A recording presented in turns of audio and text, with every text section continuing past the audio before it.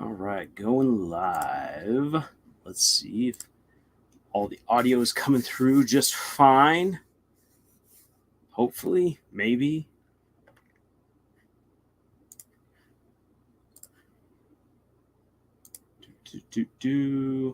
Come on, audio. Give it to me.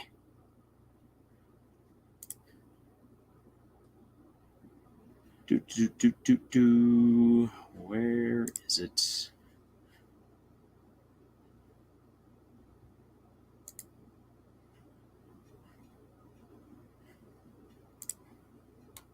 Huh. Now I'm pressing start, but the audio. Okay, there's the audio. Wow. Way longer than I expected it to get. Hey, here we are. Hi there, everyone. Welcome, welcome. I'm seeing some of the stuff you guys already put here into the chat. Randy Bellwood, with a smile on my face, I sit deep in thought. Yes, I was smiling throughout this entire episode. Lots of great jokes were landing, and also I was left with, oh, that's the the existential crisis has hit, like what's hitting Pomni right here. And I see what ISO wrote, that this episode for him was on par with Murder Drones episode 6. This was a really good episode, and I am definitely going to be doing an actual concentrated scripted video for Murder Drones, definitely for Murder Drones, but for this episode of the Amazing Digital Circus, because holy cow, there's so many amazing jokes and observations and whatnot all in there. I want to hear from you guys. What were some of the things that stuck out to you?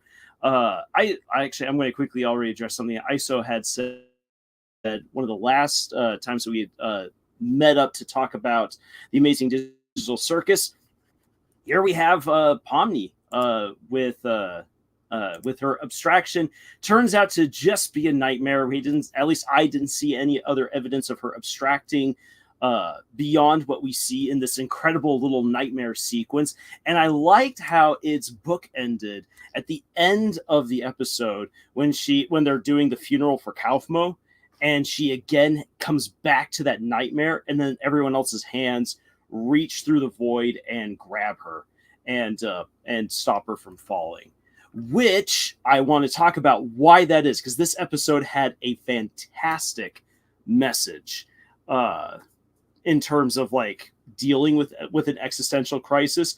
There was an excellent message at the heart of this episode, and I definitely want to talk about that. But again, I want to hear from you guys what you thought about this episode. Hannah, hello. Gato Baba 06, hello. The Amazing Gamer 111, great to see you here. Rubens, a pleasure as always. Iconic, fantastic to have you guys all here. So it's right here. Amazing Gamer says, made some predictions before starting and was over the moon to be proven right upon the premiere. That is always great. It's always great when when predictions end up being true. Maximiliano, great to have you here. Hello. And this is actually something that's just as an aside for writers. Like, I've had this conversation with other writers, so they're like, I don't want other people to know, like, to be able to guess what kinds of twists or whatnot I'm going to dish on out. They get disappointed if like their beta readers see what the twist is or what the reveal is or see what the character's culmination is going to be. And I'm like, no, that's actually really good, because readers and viewers love theorizing. They love seeing, they love getting deep into a story and into its characters. They love theorizing. And when those theories proven to be correct, they usually end up enjoying the story a whole lot more, because they have that connection. They have that positive connection of, I got it right. Oh my gosh, that's so cool. So that I personally enjoy it when I get to see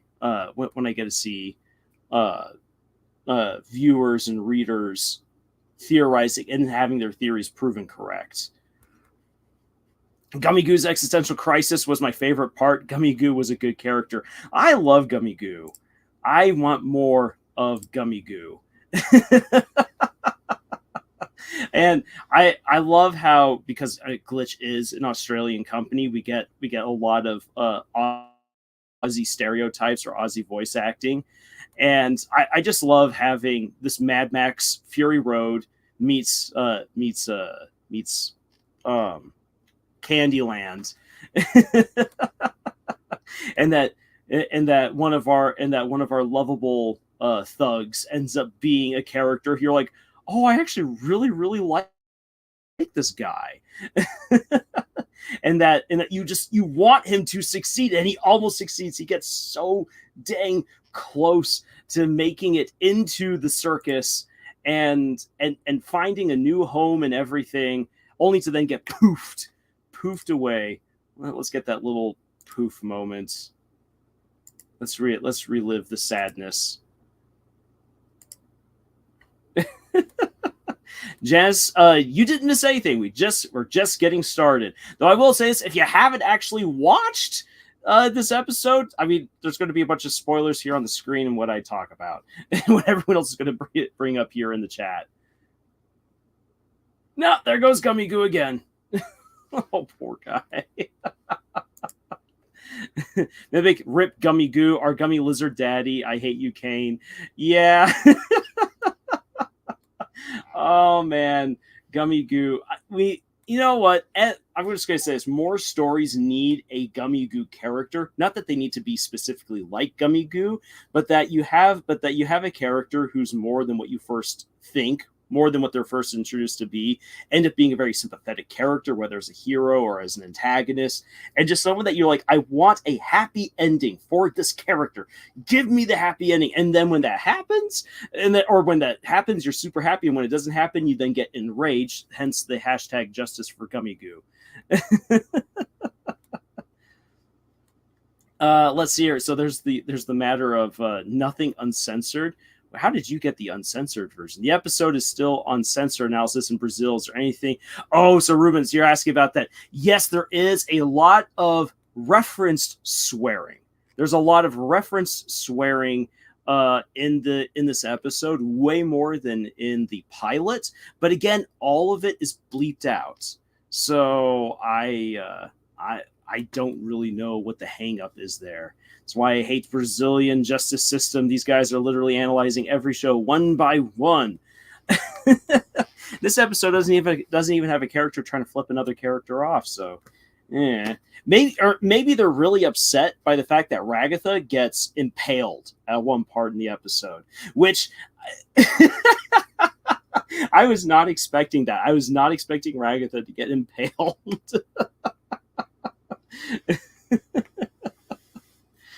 Yes, I love characters like those. Characters you least expect, and they get great character development. And it's so much fun as a writer coming up with those kinds of characters, because normally they're the ones that introduce themselves to you as the author. You're just writing, you're doing your own thing. They suddenly pop up onto the page, and before you know it, just a life just starts getting breathed into them, and they're so much fun. Poor Pomni just can't win. Here's the thing, though. While she doesn't get a friend, while she loses Gummy Goo, I will say this. Pomni, like the purpose of this particular episode was to make sure that Pomni was able to empathize with, for instance, a character like Ragatha. Like at the beginning of the episode, she doesn't want to talk to Ragatha, and I mean, Ragatha does bring up the whole thing of like, hey, you abandoned me last time, but no real worries, no pressure, no hard feelings. But for Pomni, there is. For Pomni, like, this is all just a nightmare. This is not okay. And being reminded of that and having to deal with all of these wacky, kooky people within the digital circus, I don't think that, like, Pomni just cannot interact with any of them at the beginning of this episode. And yet her adventure with Gummy Goo allows her to become empathetic, because she gets put into Ragatha's position. She becomes Ragatha, more or less, to Gummy Goo, and has to learn how to speak to him, how to encourage him, how to get him to see a positive side to something that really... Can you put a silver lining to an existential crisis? It's kind of hard to say. I mean, some people definitely could, but for others, that's not how it normally goes. An existential crisis is just that. You're in a crisis that you can't just simply think your way out of or solve. And so Pomni has to be the Ragatha character. And as we also learn, King has been that character at one point to Ragatha to try to help them adapt to this digital prison, this loony nightmare, and find, maybe not necessarily the silver lining, but find reasons to live, and find reasons while living to be happy. And that is a very powerful message in of itself, and it's powerful to see Pomni learn empathy through her experience with Gummy Goo, and then at the end of the episode have that moment. Let's see here. Let me see if I can find, because the moment where she has the nightmare again is really what this is all about. Jax being Jax. At the Amazing Gamer right here says, I'm glad they're going the whole teacher and student, mother and daughter dynamic with Ragatha and Pomni. Looking forward to seeing where that goes. Same here. I know that the shippers are going to come out in full force because of this episode, but honestly, this episode really did a fantastic job of showing, just as you said right there, Gamer, or that teacher to student relationship, the mother-daughter relationship, and honestly, friend-to-friend relationship. A friend in need is a friend indeed. Man, this ISO says the best worst part of his death was the fact that he's an actual AI, and Kane just went, ha, no. ISO, I've got something to say to that. There we go. Here's the little nightmare. Boom. Let me pull that back up in case y'all missed it, because that is what this episode was all about. It was about introducing that nightmare and then having the resolution to that nightmare here at the very end, which you could only have after the adventure that Pomni goes on with Gummy Goo. Boom. So there we got all the different hands coming out to grab Pomni's and pull her back up.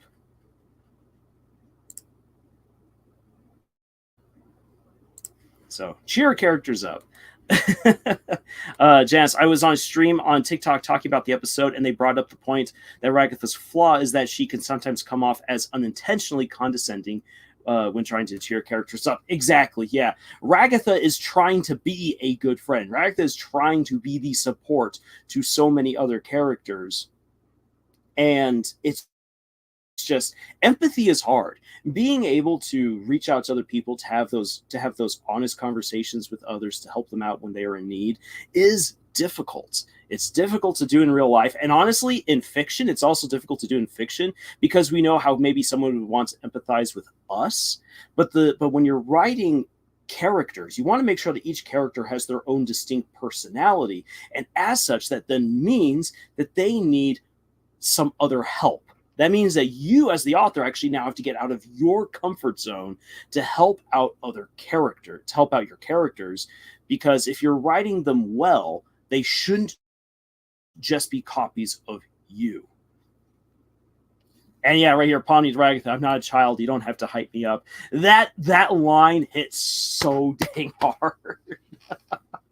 Oof. And then Gatto says right here, I want the acrylic sacrifice pedestal of Gummy Goo. Wait, what? Do they actually have that?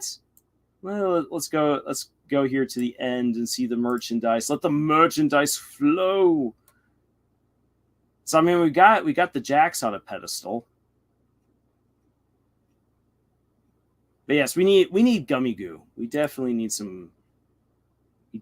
Okay, there we got the Gummy Goo plushie. Yeah. If you're able to get the Gummy Goo plushie, get the Gummy Goo plushie. Oh my gosh. Cuddle it at night. Give him love. Give him help. Hey, Mimic, I just got your message right there, by the way. Hello again. Glad I caught up with another one of y'all's live streams. Yeah, it's great to have you here. All right, so it was a reference to the Murder Drones one. Yeah, I need to get the Uzi acrylic panel, because I must have my 3 acrylic windows to complete my collection of the epic conclusion to Murder Drones Season 1. Still waiting to see what will actually happen. I nearly had a heart attack the other day when I saw revamped a post about Cliffside, which, I mean, a lot of people want Cliffside to actually be made into a show, but the way that it was written, and it's a post from like 4 years ago, where Liam's like, yeah, I'm going to now be focusing on this. I'm like, oh, does that mean it's the end of Murder Drones? But I then saw what the timestamp was. So I'm like, okay, then is this actually an old post or is this new?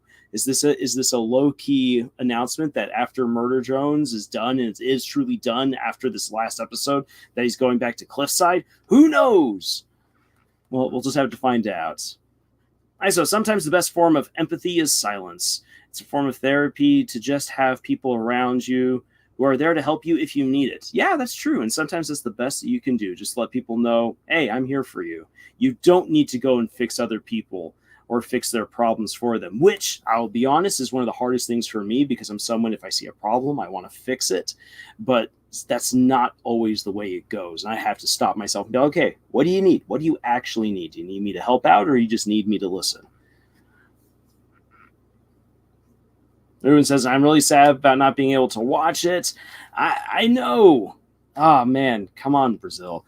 Say, hopefully, it will be up and ready for you to watch by the time that I do an actual concentrated video.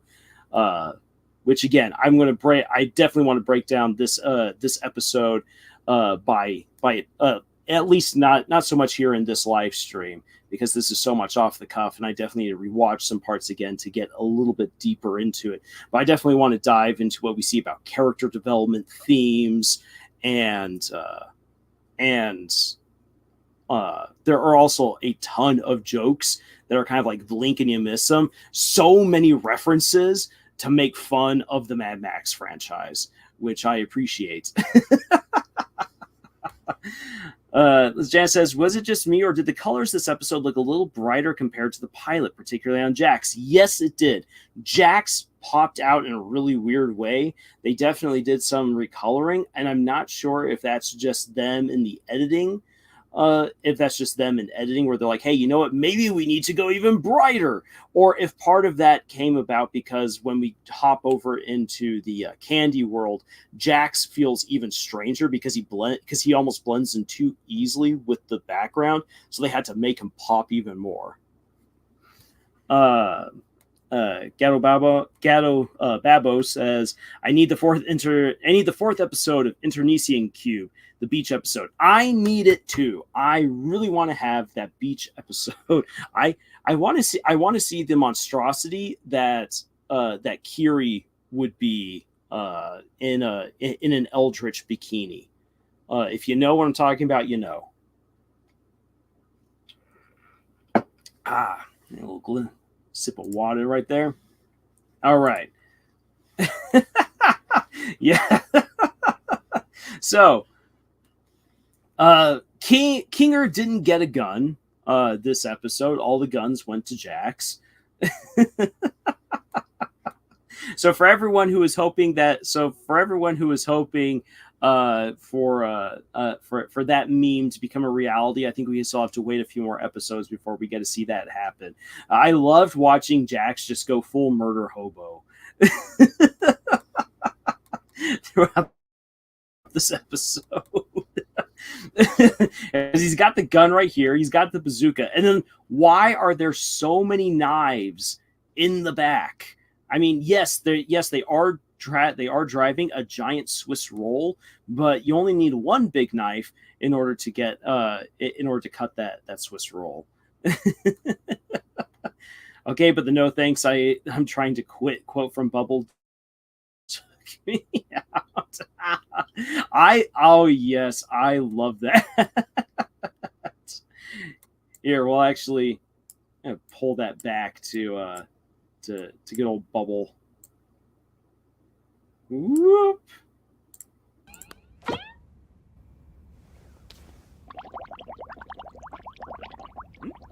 Nah, thanks. I'm trying to quit.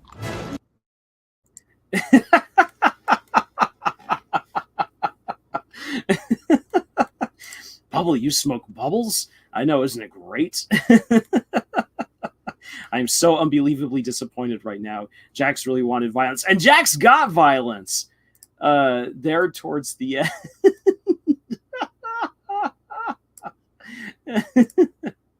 Oh. Farewell, brave knights. Have fun executing that bandit fella. Yes. Yeah, I think Hannah, the reason why Jax loves chaos so much is because maybe I didn't leave the gate unlocked for nothing after all. What? I thought he was dead. Jax needs entertainment. Jax and Alistair from the Hazbin Hotel will get along very well because they need entertainment. And also, I think that Jax needs something that he can feel like he's in control of. And bullying other people, being mean to others and causing chaos when he's the one who's causing it gives him control. Because otherwise, think about it. This guy there's no way for him to escape. He can't really eat any food. He can't do most of the things that he would probably want to do. He can't escape these people. He is stuck. He is powerless. So how does then someone probably with his personality and mentality gain power, be mean to others, and cause chaos? You still did that? Okay, wait. You did what now? Well, love to help you again sometime. Bye! Welcome back, my little hard-shelled hamburgers. So this is the circus, huh? I'm gonna get used to this. Oh, looks like one of these guys made it through. Wait, what? Keep coming back to him just getting poofed. Mimic says, I feel like Jax is the way he is the way he is because he was most likely brought into the circus at a very young age. He's canonically 22, so he probably doesn't know how to process his emotions very well. It's true. Your early 20s, you're still basically a teen. Janice, I feel bad for the princess. She did no wrong. Yeah, she did nothing wrong. But is it murder when it's so delicious? Is one of the best lines of the entire episode. Is it murder when it's so delicious?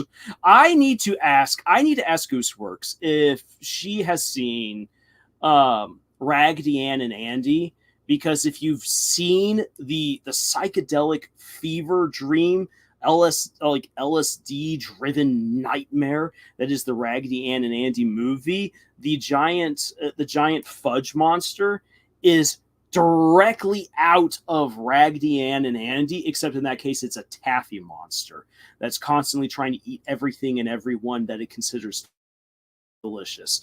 It's bizarrely entertaining and low-key horrifying when you stop to think about what you're actually watching, and that's what we got in this episode. Let's see here.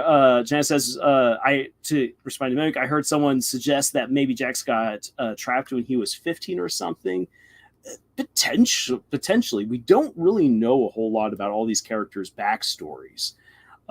So we'll have to find out. And yeah, I remember when we were first discussing what we might get with this episode, there was a speculation that this would be a Zubul focused episode, and now that we've seen what we've gotten, I'm actually kind of happy that we didn't. That Zubul's off doing their own thing, prepping the funeral, and that you get that really nice moment there at the end of the episode, and that we could then focus on Pomni actually getting some good solid character development with everything that's going on. So this episode didn't do what I was expecting it to do, and I'm happy that it didn't. It did something different, and it did it well, and I love that. ISO says Gooseworx said in Glitch X that she based Jax off of Raggedy Ann, or most likely off of Andy from Raggedy Ann, because Andy is definitely has Jax's personality, or I should say that Jax definitely has Andy's personality. Very much a jerk. Gooseworx says that she loves Raggedy Ann. Okay, no, and I can definitely see that. And that makes me both happy and horrified, because if any of you have seen Raggedy Ann and Andy, that movie is insane. insane. It is so, like, what drugs were these people on? It is so nuts. And that might kind of explain what we're getting in this show. I know Gooseworx said that this episode would be about depression, but she just left me depressed. Oof. But again, there is actually a very good positive message in this, because this is an episode that's meant to be a gut punch. But at the same time, that message of empathy really does go a long way. Midwick says that Chocolate Monster reminds me so much of the greedy Taffy Monster. I love the Raggedy Ann references, and Ragatha is a bit of Raggedy Ann reference herself. That is true. Definitely some good old Raggedy Ann and Ragatha. I will say this, I prefer Ragatha over Raggedy Ann as a character, so I'll definitely go with that. The Coffin of Andy and Raggedy Ann. Oh, please, ISO, no. Oh, the Coffin of Andy and Lele is already dark and grim enough with just those two psychopaths. We don't need doll incest murder stories going on.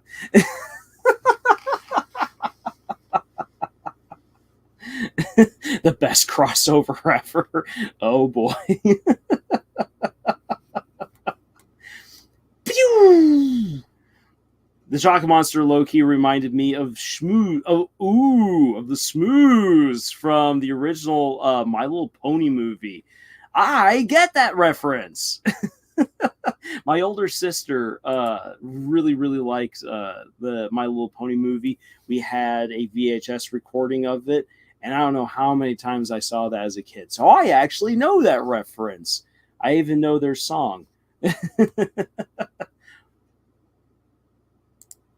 Am I going to sing it here? No, I'm not. Oh, if Ragatha ever goes abstract, she'll be like Annabelle on crack. Please, no. I don't need that. Jack's having a hard time with the truck. Okay, then. I'll say this. One of the things that I definitely want to play around with when I actually make the full-on review and analysis video, I definitely want to kind of have some fun with all of the references that they make to stuff like Mad Max here in this episode, with the references to Fury Road, with the bandits stealing stuff, basically stealing fuel. Instead of oil, it's maple syrup. There's going to be a lot of people we can save with this maple syrup. Please do tell me how. How are you going to save? Unless Gummy Goo's mother is dying of some incurable waffle and pancake disease, I need to know how maple syrup is going to save a bunch of people.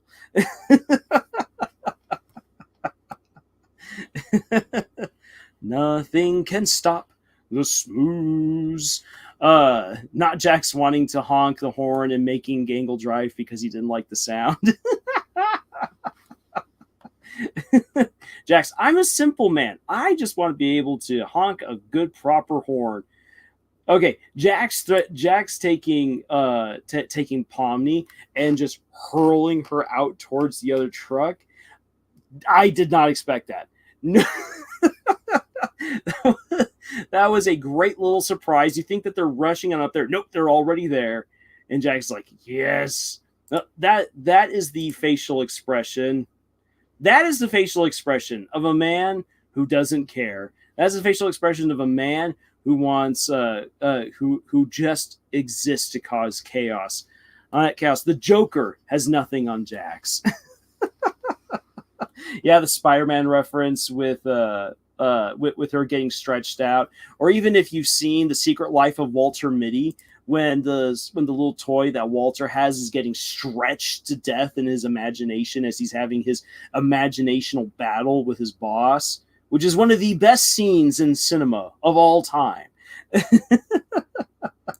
Jax is an emotionally complicated Gen Z in his early 20s. What? No, I totally do not relate at all.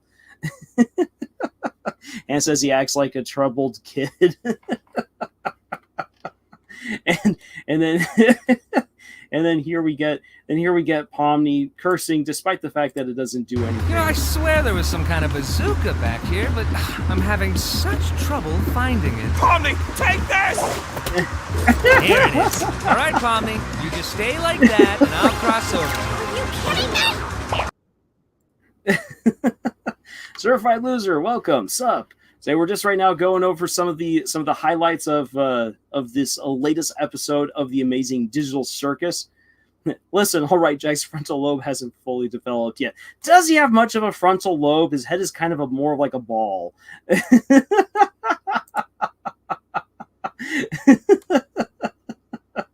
Oh, great! Now I don't have a bridge. You have a bazooka. You do not need a bridge.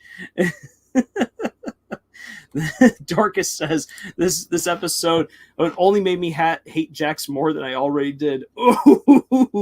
Ooh. Yeah, okay then. I will admit this is definitely an episode that is meant to make you dislike Jax. Absolutely.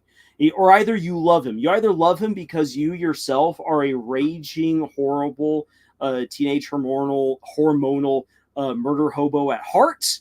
Or you are a far more matured individual, and you're like, this man is awful. Ah! But here's the thing. I know I'm hopping all over the place here with the footage. But let's go back to funeral to the funeral moment. I like it really hit hard when we get to the announcement that they're going to have a funeral for Kaufmo, and here we have Jax's reaction: roll the eyes and leaves. But it's not. The thing is this: that we've seen Jax in the previous episode be dismissive, where he's just where he will roll his eyes, but then he's going to crack a joke. He's going to be mean. He's mean when he's being dismissive. He shuts up and leaves when that happens. And who knows? Maybe it's because he and Kaufmo actually had a bit of a good relationship. I kind of doubt it. Or it could be again that it's a reminder to him that you don't have any power in here, man. You can be a little chaos gremlin all you want, but at the end of the day, Kaufmo is what the best. Kaufmo or Kinger is what anyone can expect. You either stick around long enough to become insane like Kinger is, or you abstract and go the way of Kaufmo.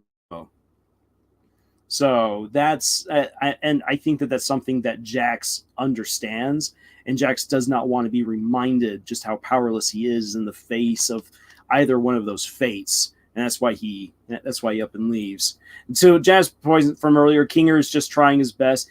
Kinger is really just, he's the MVP of both episodes. Because he is truly doing his best and just rolls with all the punches. Oddly enough, all of these insane quests don't actually destroy him as he's going as they're playing out, as opposed to everyone else who just gets steamrolled by whatever's happening. As you're popping on back and over here to the chase. Dorcas says Jax doesn't have a good relationship with anyone, and there's a pretty good chance that that's indeed the case. In that case, I'm just giving him somewhat of the benefit of the doubt that maybe he and Kaufmo had a slightly better relationship. But who knows? Gato Babo says every character voiced by Michael Kovac is the best character. I'm sorry, I don't make the rules. Yeah, that is a pretty good ironclad rule to go by. It says I love Jax for some reason. It's the character. It's the character that gets pumped into him. He's not just a jerk. He's a lovable jerk, despite how much we don't like him. Janice, we love Kinger in this house. Absolutely. Maybe also before Jax rolls his eyes for a second, he looks a bit sad before turning back to Jax. We know and love, and rolls his eyes as he usually does. Yeah. Truly, there's that funeral does hit Jax, and it's great to have just that briefest shot of that happening because of how much he's a murder hobo throughout the rest of this episode. Like what we have right here, and him threatening Gangle with like, I will let Ragatha know about the figurines. And I'm like, I need to know what is happening. What is Jax doing behind the scenes? Roblox, welcome to have you here. So did I miss something? If you haven't yet seen it, you'll probably want to make sure that you go and actually watch the newest episode of the Amazing Digital Circus. Why are there so many knives back here? Dorcas says, off topic, but I love the scene where Pomni encourages Gummy Goo. No, and Dorcas, that is absolutely the heart of this episode. Is Pomni basically taking on the role of Ragatha while reaching out to Gummy Goo and trying to help him out. That is absolutely the heart of this episode, and arguably the best part of the episode. Roblox did watch the episode. That's why he's late. All right, great to have you here. All right, long last. Amazing Gamer, can we talk about the amount of meme faces during the Mad Max chase? The facial animation was so good here. It was. It absolutely was.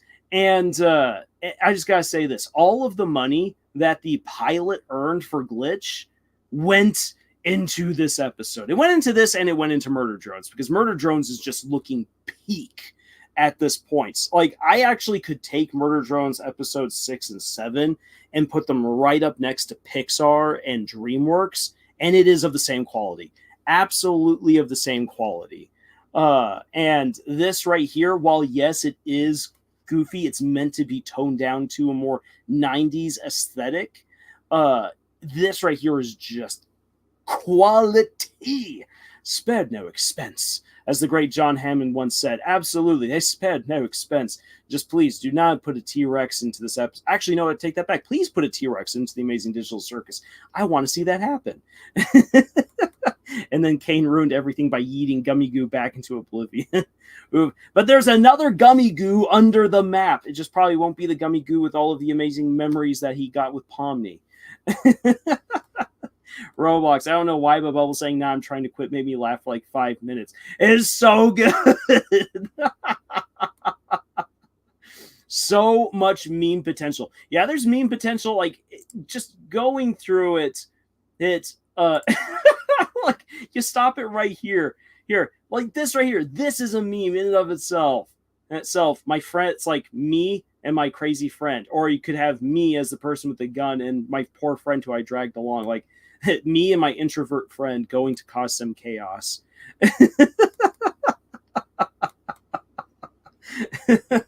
Meme potential right here. Mivik says, also, Pomni's 25, so her brain is fully developed, so it's no wonder she was able to fully understand Gummy Goo on a personal level, despite being new and on the verge of a panic attack herself. And that is true. Pomni is older, and so Pomni has actually all of the tools necessary to learn, to grow, to be empathetic, to be a leading character within this story. She just has to be put into those instances where she can learn and grow. And that's what this episode is all about. Rubens, me and my friend Francisco on our way to prom, as he knows full damn well I'm not saving any ladies for anyone else. That's great. And bringing us back to the prom conversation. You want to... I gotta catch that moment of Gangle freaking out. You want me to tell Ragatha, would you? Yes, see, and right there, more meme potential. Randy Bellwood, we got exactly one happy line from Gangle this episode. Oh man, I feel so sorry for Gangle. And this time, and I mean, points to Jax, perhaps. It wasn't Jax that destroyed her mask. It was a dumb NPC. So, quick, little theory time right here. Either because Jax was angry about what happened to Gangle's mask, or because he was angry that someone else destroyed Gangle's mask before he could do it to her. That is why he unleashed the fudge monster on everyone on that little kingdom, because he's like, no one messes with Gangle except me. Definitely not what happened, but that's a theory that we can run with. And having these characters are so adorable, they absolutely are. Lover of wolves, what kind? Wonder what the figurine that Gangle was hiding from Ragatha. I want to know as well. Hopefully that pops up later. Rubens, me and my friend Gustavo on our way to make the physics master question his purpose. Master. Lover of wolves, hey there. I wish Camille was here with us. We got to get Camille in on one of these live streams. This is just Lars right now, hanging down the fort as per usual. Janice Gangle's actually getting held at gunpoint. Pomni, the resident Chester therapist. That is now my headcanon. Let's see here. What other great... my arms are too long. Now, I don't know how many of you have ever had to try stick shift before, but there is actually a good joke in this right here, because depending on the stick shift that you're using, you absolutely have to reposition yourself as the driver. So the truck that I learned how to drive on was stick shift, and it had like this truck, long rod sticking on out that you had to then go and grab, and you have to like put all of your arm and body weight into it to make that thing move. And then when I went to Scotland with my sister, not only am I driving on the wrong side of the car, but it's stick shift, and I'm not, and that stick was way up close to me. So I had to like crook my arm to make it shorter, so that way I could use the stick as I'm driving. It was a very interesting experience. Me and my sister had definitely had a learning curve of driving on the wrong side of the road, on the wrong side of the car, and using stick shift on the wrong side. Even though she and I could do it because we both learned how to drive stick shift, but oof. Ruins me on my way to not pass driving tests, but being approved anyways. Janice, this episode really made me want gummy bears, not gonna lie. I know, I want gummy bears too. And actually I should say this right now, is that in a little more than an hour I will have to stop the stream because I'm going to the movies. Woohoo! And I might get some gummy bears, thanks to Gummy Goo. I was not expecting to do that. I'll have to ask if they have any Gummy Goos to share. Oh, yeah, that's what Glitch should do. They should start a line of gummy gators, of just Gummy Goos that people won't eat because they love Gummy Goo so much, but they'll buy them anyway. Roblox is down. This is a show that you could take it out of context or leave it in context, and the result of someone seeing it would be the same. Absolutely. To anyone who has not seen the Amazing Digital Circus explain this image. Yeah, I know. Lover of Wolves. Sorry, Lars. No, it's absolutely fine. I get called Camille all the time, and that's what happens when we have a channel named Camille's Harem, but I'm the one who's mostly doing the voiceover whatnot. So that's just going to be the case. But I will tell Camille hi. And thank you so very much for that, Lover of Wolves. And here, because I really like this little moment. On board! Do it, it'll be epic. Why are there so many knives back here? Why are there so many knives back here?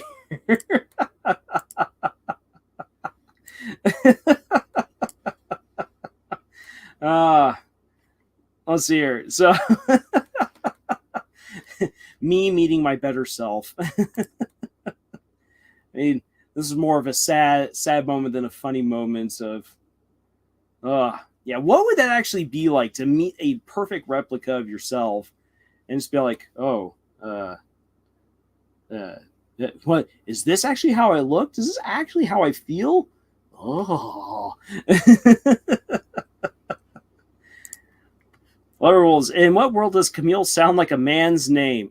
You know what? If we're going to go off of the movie Meet the Robinsons, it absolutely could be, because that fantastic the best scenes in the movie. I mean, the movie's full of amazing scenes.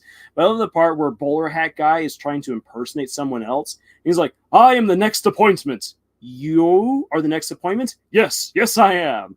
You're Mary Johnson. Yes. Mary is short for Miriam. Can that be a boy's name? Yes. Yes, it is me." So, at least in the world of Meet the Robinsons, Camille could absolutely be a boy's name. I agree, Janice. Meet the Robinsons is such an underrated movie. And quick little theory time. Actually, Meet the Robinsons was only made so that way Disney animators could get a better grip on 3D animation as they were preparing to make Tangled. I guarantee that it had been decided years before that Tangled was going to be their big 3D debut as they began moving away from traditional hand-drawn animation. But Disney animators had no idea what they were really doing. And Pixar was still at that time very much independent of the rest of Disney. So what Disney did was they came up with movies being Meet the Robinsons and Chicken Little that were meant to be throwaway movies. If they failed, who cared? If they succeeded, even better. And they made those and just gain experience. So that way they could make Tangled the best it could be, because Tangled was absolutely a movie that was meant to and did take the Disney audience by storm. Roblox theory: the knives in the back were made to chop off the Gummy Gators' heads. You know what? Considering the story that's told to us by the Fudge Monster, why not? Bring these bandits to justice. Slice, slice, and now you can eat their heads. How did you take the key from me? I love Meet the Robinsons. The movie made me cry so much. Such an underrated movie. Same goes for Chicken Little. I am not a fan of Chicken Little, personally going to say. I've watched it a couple of times, and I'm just like, there's some jokes from Chicken Little that are incredible. Really are. But the overall movie, I'm like, I can't stand this. Sonic and Mario plushie buds. I'm back, baby. Hey, great to see you back. Sonic and Mario plushie. I gotta say this. I went looking for your channel. I went looking for your videos. I couldn't actually find it. I'm really sorry. I did. I checked out under your name and everything. I could not get to your videos. I wanted to see. I want to see the video that you were talking about during the last live stream. So I'm sorry. I don't know what was up with YouTube search, or if that was just me. But I honestly did try, because I wanted to see what you were going to do with improv. Not Ragatha's hair looking like licorice. Oh, now I want to have some licorice. And I love how Kinger takes out the bucket and he's like puts it over her head. He's like, oh, I'm gonna keep you safe. Again, Kinger just being the absolute MVP of all the episodes, of both episodes thus far. Could the heroes have gotten so far without him? I say not. Lover of Wolves, Gummy Goo and Pomni's story parallels in this scene, and I love it absolutely. I'm Omega. Bon visionnage, my peoples. Are you going on a great vision? I'm Omega. Janice, and then somewhere Kinger winds up having a bucket on his head somehow. Yeah. Well, it's because it is his true crown.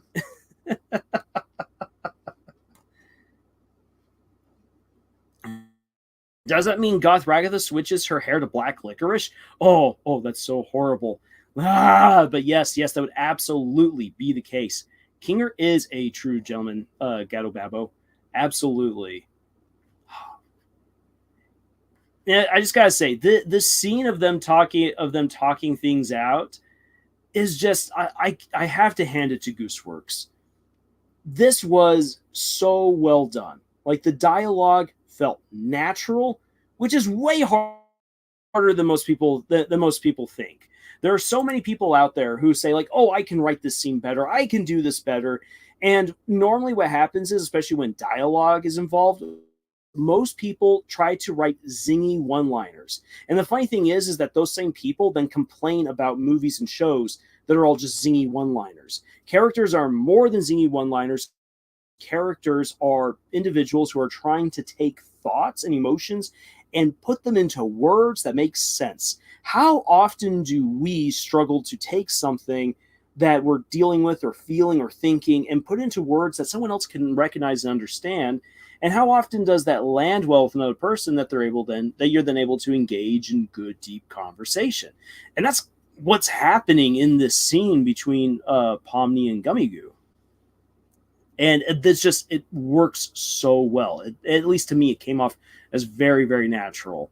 I'm Omega. I'm just trying a new greeting, dude. Love the new episode. Was worried for Gummy Goo, to be honest. Oh man, I was hoping up until the very end that Gummy Goo would actually become a reoccurring character, and not just for his sexy Aussie accent, but because I wanted to see what you could do with that, with an NPC who has awoken to the fact that they're an NPC and isn't necessarily freaking out because of that. In fact, actually, the reason why I say it's because like once he comes to terms with it, he's willing to move on and he's willing to embrace this new world and just see what happens, and who he can be and how he can contribute, what friends he can make. That is such a great positive moment of moving on, despite an existential crisis. And it's like, I want this for Gummy Goo. Mimic, yeah, Kinger is pure, like how was the comforting figure for, like how he was the comforting figure for Ragatha, and then Ragatha was like that for Pomni, and then Pomni is being the comforting figure for Gummy Goo. It's just yes, it's perfect. It just goes around the way it's supposed to be. Jax, I call shotgun until I find out that the horn just absolutely sucks.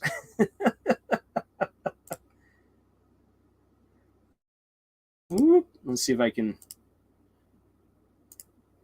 So, and this is, so I want to come back actually to, oh boy, let's see if I can proceed to get an actual shotgun. Yeah, let me see if I can find, because there was something that can't remember if it was ISO or Iconic that brought this up way earlier about NPCs.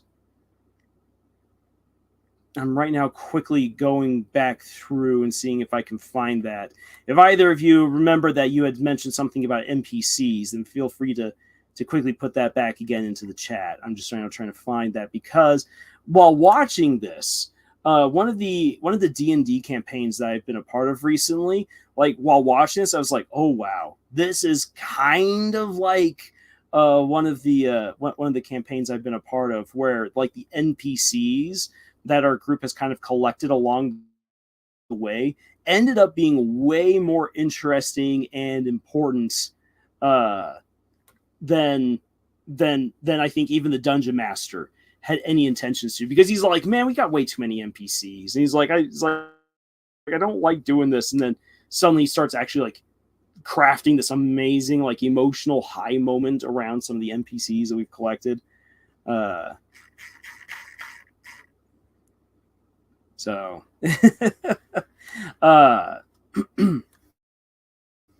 what I was going to say is that this whole conversation between Pomni and Gummy Goo, for me, like hit differently, just because in that campaign that I've been doing, I guess I'll provide a little bit of context. The character I've been playing in this campaign, I wanted to take the idea of Caleb Widogast from Critical Role Campaign 2 and be like, okay, then Liam O'Brien played Caleb as just this poor PTSD beriddled wizard who is just trying to escape and trying to survive. I'm like, what if I took that idea but turned it onto a teen, and just like have this teen escape from a cult, from a wizarding cult. He's escaped, and basically have a PTSD-ridden teen wizard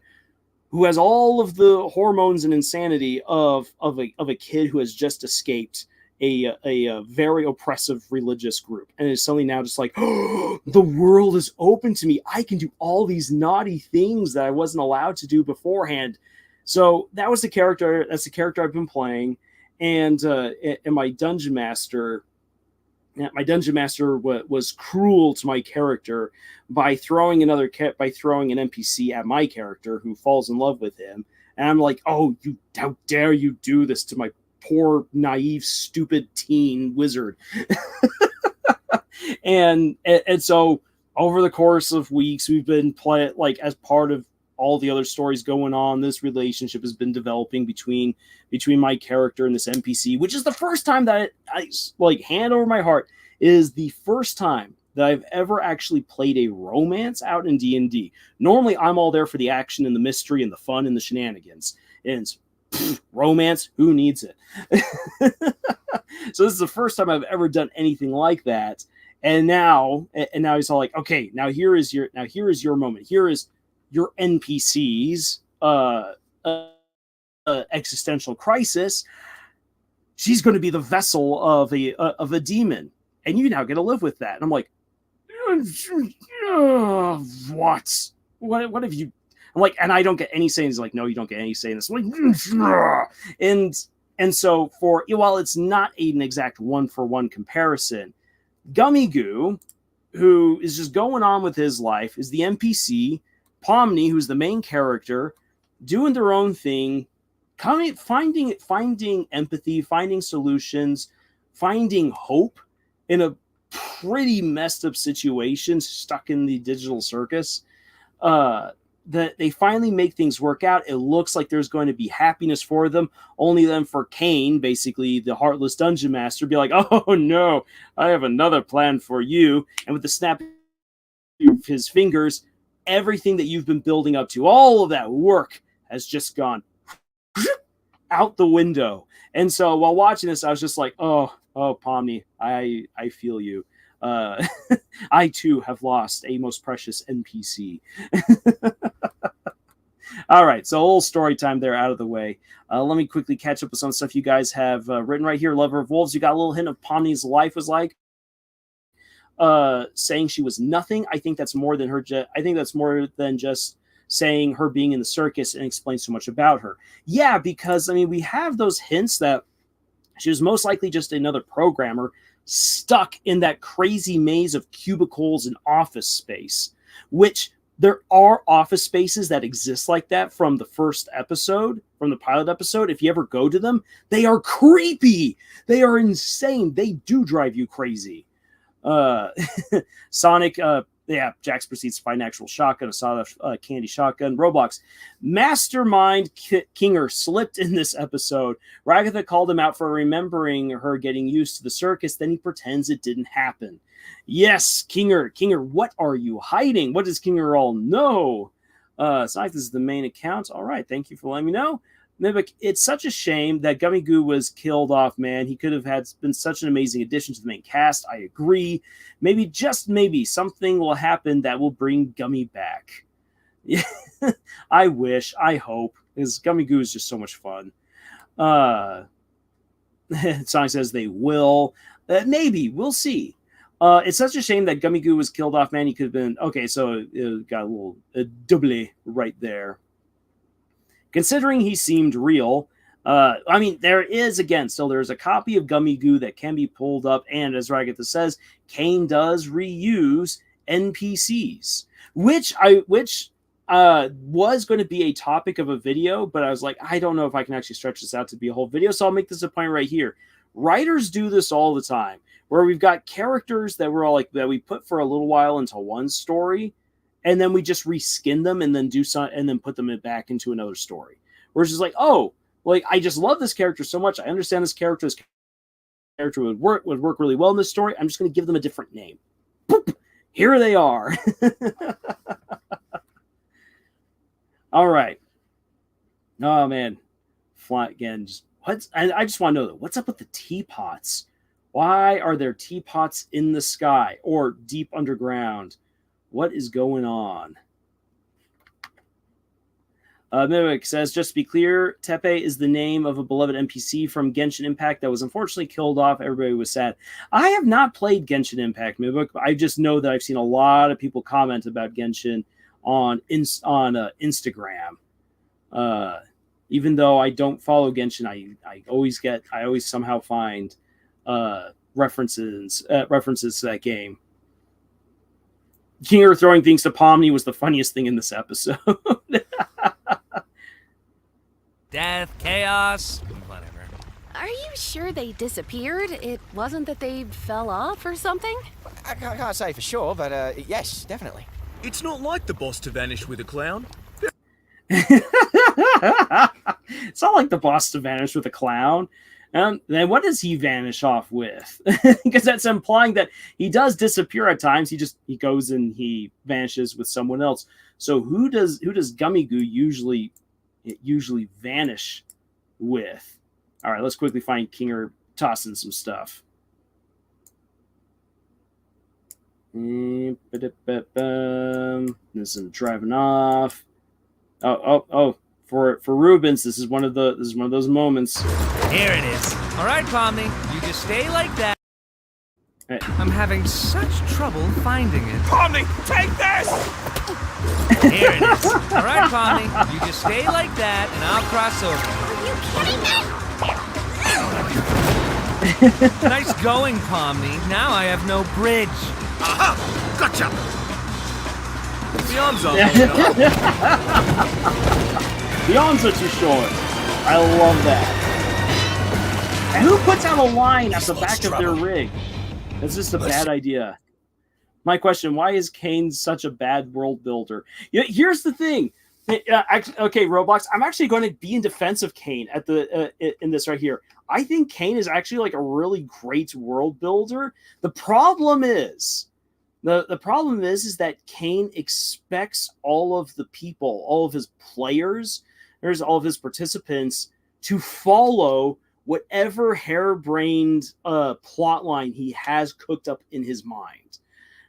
So like there's, for instance, going back to the first episodes, the pilot with the Gloinks, there is deep lore with the Gloinks. Like there's actually like a whole plot to like overthrow God and everything that they have to effectively stop. It's just that they never played out the story. They never actually followed and dealt with the Gloinks. They just kind of skipped on ahead to the boss. In this case right here, like, sure, yeah, it seems like they're going along with whatever is planned, but their job is to go out and defeat these ruffians and bring back the maple syrup and save the day. And if they did just that, then everything would be just fine. But all of these characters with their surface level backstories, with other world building elements just kind of thrown in there for flavor and to justify how expansive the setting is. I think Kane is just like, oh, if they deviate, they'll find something interesting. But other than that, like, they should follow along with this line. And Kane doesn't seem to be all that involved in the storytelling itself. So as a result, I don't think he quite comprehends or appreciates just how chaotic his band is and how all of the participants, from Pomni to Jax to Ragatha to Kinger to Gangle to Zubul, are just throwing everything out of whack, causing all kinds of chaos, either through their action or inaction. Jax was the real Doomslayer in this episode, according to Mojo. Ragged's hair looked like red Twizzlers. Oh man, you're making me. You guys are making me hungry, or maybe it's just this episode. Roblox, he's a bad world builder because he does not put up invisible barriers. That's great, Roblox. Yes, okay, yes, you absolutely have a point right there. You should have put up invisible barriers. It's like, the funniest thing was Bubbles saying, "Nah, I'm trying to quit." I don't know, we're no pink bubbles. That would be something more dangerous than just smoking. Yeah, they're rigged us on those rocks around there. My arms aren't short enough to shift the gear. rocky road. Yes, because that works out so well. Let's drive over the rocks. Ooh, now we're cooking. Hey, Ribbons, up and at 'em. I don't think we... Aren't you supposed to be submissive and agreeable? Move it!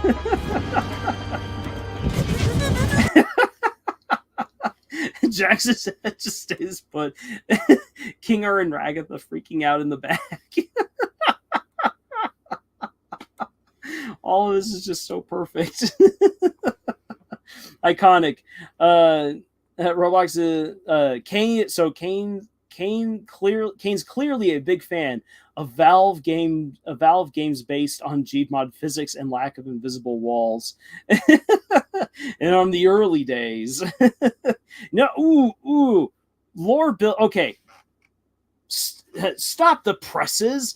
I'll give a shout out to a YouTuber who I really enjoy, Mr. Fruit. Mr. Fruit is a great gamer here on YouTube. If you haven't seen him, definitely check him out.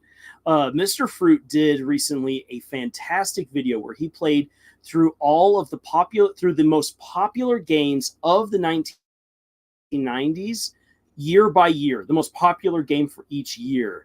And watching the evolution of games in the early 90s and seeing how they were trying to get to way more like open world was fun. That was really cool to see the evolution. And since this has a very 90s aesthetic to it, maybe Kane is part of that. Kane is part of what if there was a totally open world setting, and Kane's just like, sweet, I've been programmed with that question in mind. Let's make worlds that have no borders except for the void. Don't cross the border into the void. Gangle shaking like crazy. Sonic, you think the animation can't get better no matter the budget? And it does. Yes, this is why indie animators are so great. They're really pushing the boundaries, and why Hollywood needs to get off its duff and learn from these people. From Gato Babbo. Okay, guys, it's 2 a.m. here. Woof! Yeah, get some sleep. Good night from Italy. Thanks for joining us, Gato Babbo. It was great having you here. I hope you have a good night.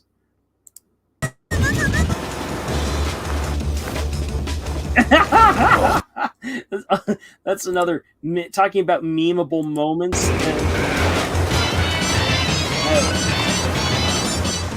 It's so hard to go. Hey, Ribbit, up and at 'em. Actually, I don't think we... Aren't you supposed to be submissive and agreeable? Move it! With videos through StreamYard, but this will work. There we are. Memeable moment right there. You know that you know who your best friend is when you can use your best friend as a pillow.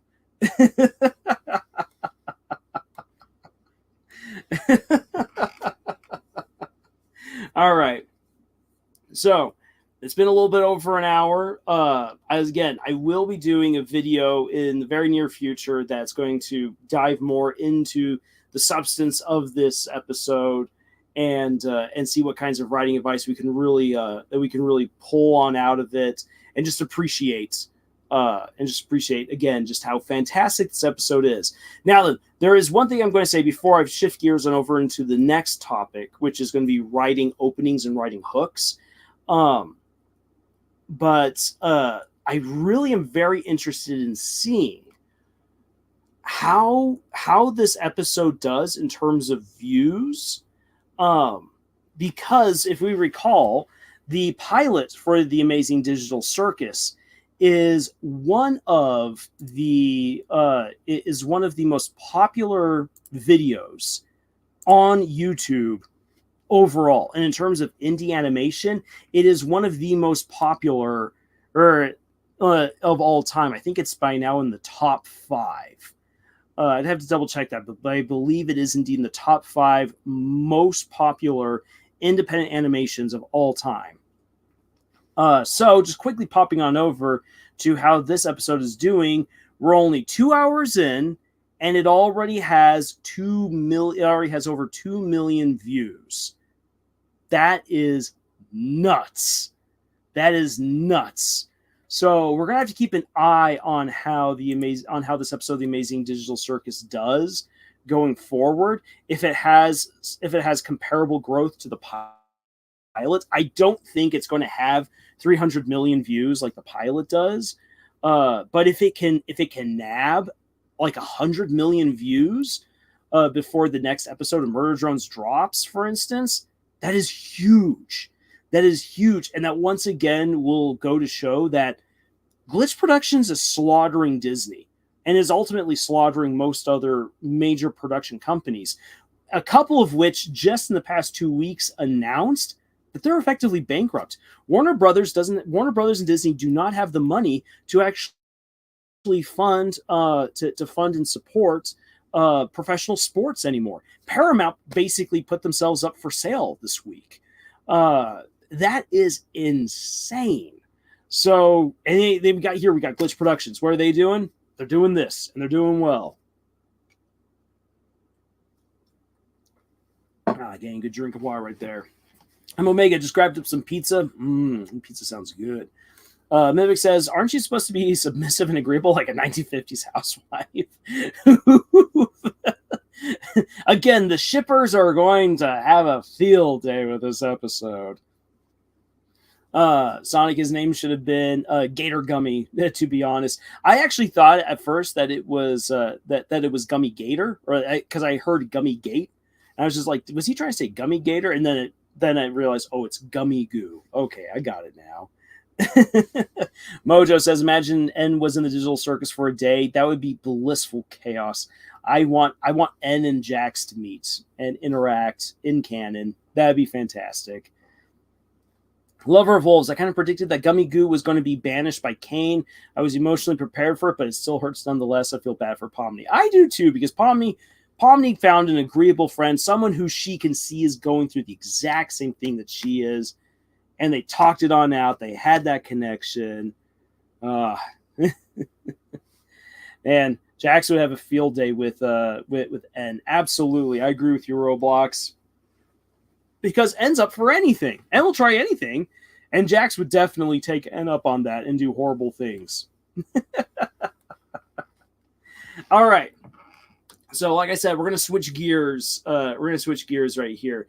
What I want to do, this is a video idea that's been brewing in my mind for a little bit, and I'm going to kind of play out some of it here with you guys right now. Is I want to kill two birds with one stone. Whack.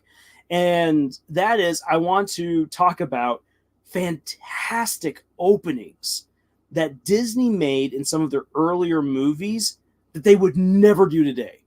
Some of the openings to Disney movies are absolutely iconic. They are gorgeous. They are powerful. They are the gold standard, not just for film, but for writing. What you want to do with an opening to hook the audience and reel them in for the rest of your story. Disney used to be king of this. From the late 80s to about the mid 2000s, Disney had some of the best openings at any time. However, Disney has completely lost that magic. And so I want to have a look at some of these fantastic openings and talk about why Disney will never do them again, which is a real shame, but also talk about what writers can actually learn from these openings to then put into their own stories. Not necessarily to replicate beat for beat what Disney did, because we all have our own stories and we all want to tell our own stories, but there are definite lessons to be learned about how to do tons of heavy lifting with your opening and make it fun, make it bombastic, make it bold, that pulls in the audience and tells them so much without them even realizing that they just learned as much as they did. So that is what I wanted to, that's why I want to experiment a little bit here with you guys for the rest of this live stream before I got to go.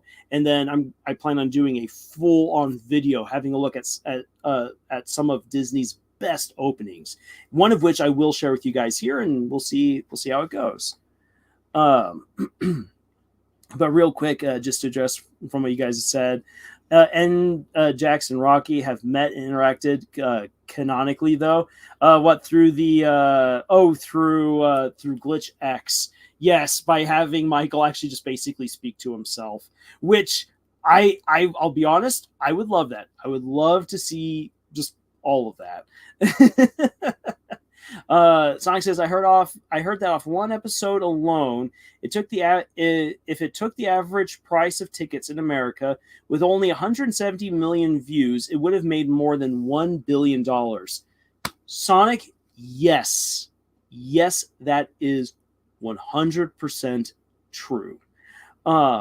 And just when I did the math for the video about how Glitch had basically just destroyed Disney, and that was back at them with more than 100 million views. Now with them having 300 million, if we went with the average ticket price, with an average slightly rounded down ticket price of $15, $15 for 300 million views, you're looking right there at $4.5 billion that would have been made. And just because this is an indie production with such a low budget, that's so much profit. Now, granted, movie theaters would take 40% of that $4.5 billion. But Glitch, if this had been a movie, this had been in theaters and had done as well as it did in theaters, which that's a massive hypothetical because movies do cost more money and a lot of those views are repeated views, but still, in theory, Glitch would be walking away with over $2 billion in their pockets, and that right there, fun crushing fact, that is more profit than Disney has made with Star Wars. In fact, Disney is still $2 billion at least in the hole for buying Star Wars. That's insane. Here's a sad fact. The Amazing Digital Circus, as it stands right now, is more profitable than Star Wars. And not just Disney Star Wars, Star Wars. All of Star Wars is worth less than the Amazing Digital Circus in terms of profit. That's insane. Disney screwed up so bad, and these little indie guys from Australia are doing so well. So yeah. Oh man, it is absolutely bonkers to think about. So with that in mind, let's have a look at what Disney Once Upon a Time did actually really well. So the first one I want to bring up is Treasure Planet, and Treasure Planet is a movie that Disney absolutely stabbed in the back. They did not want it to succeed because they were making that transition behind the scenes to 3D animation. They believe that that's the future and that's all that they've wanted to do.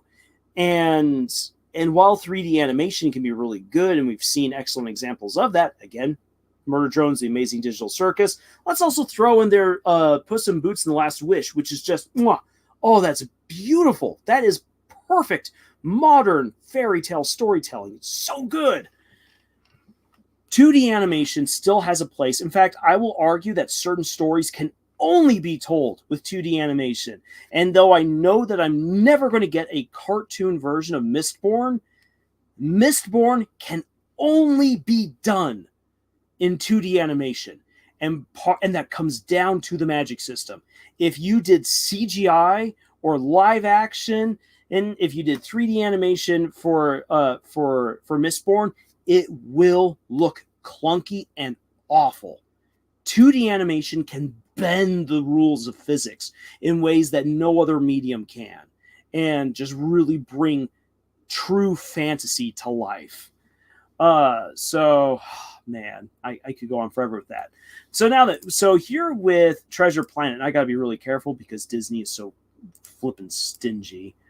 So here's what you got. Here's what you need to know about writing openings.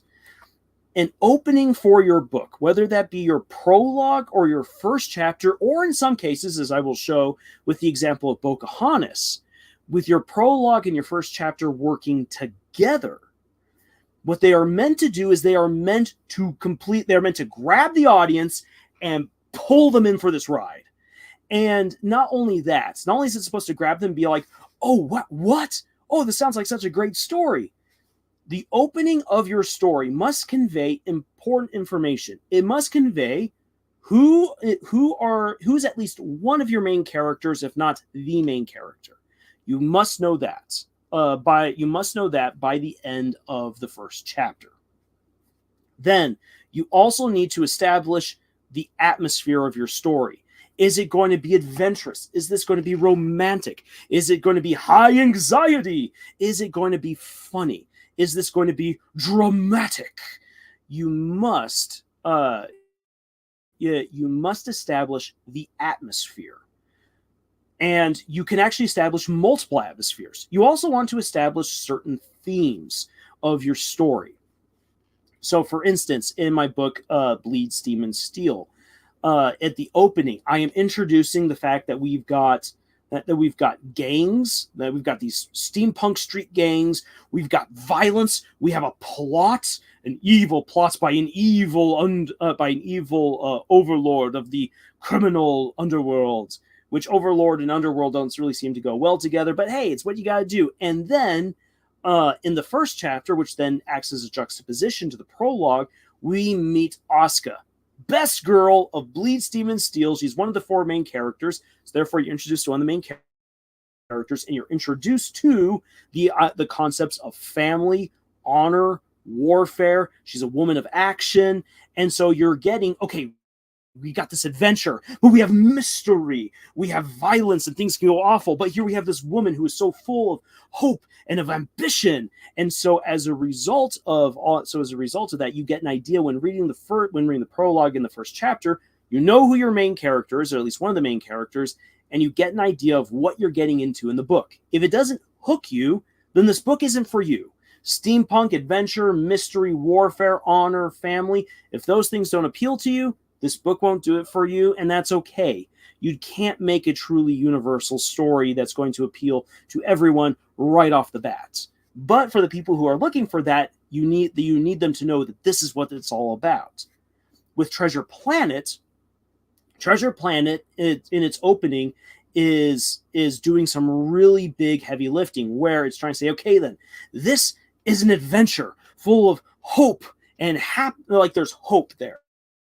There's hope. There is the potential for a happy ending. We have great, lovable characters, but it's dark. It's cold in space. People will die as this story progresses. All of that has to be communicated in some kind of way through the opening.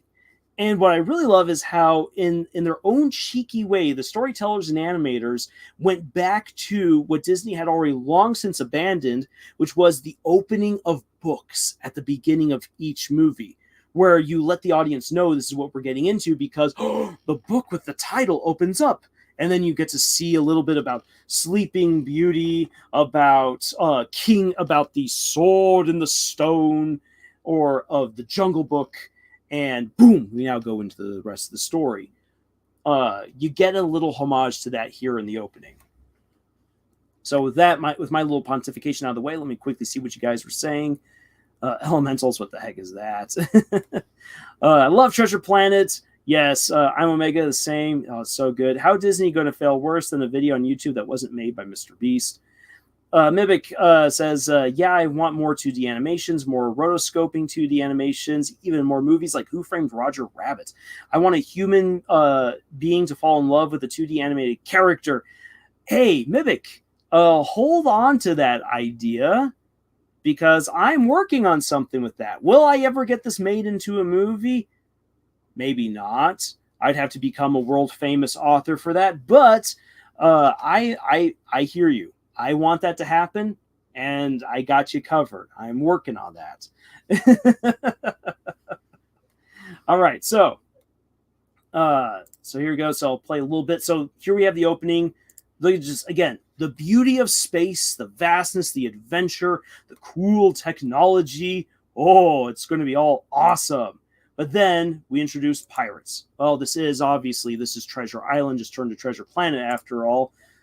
And I wish I could play the audio and not get copyrighted for it, because the voice actor for Frollo with his amazing haunting voice does the introduction for Treasure Planet, and the voice absolutely makes it.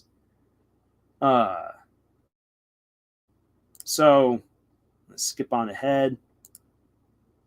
So pirates, we are introduced to Captain Nathaniel Flint. Action is introduced. Flint is going to be an important character because it's his treasure that all the other people are chasing after.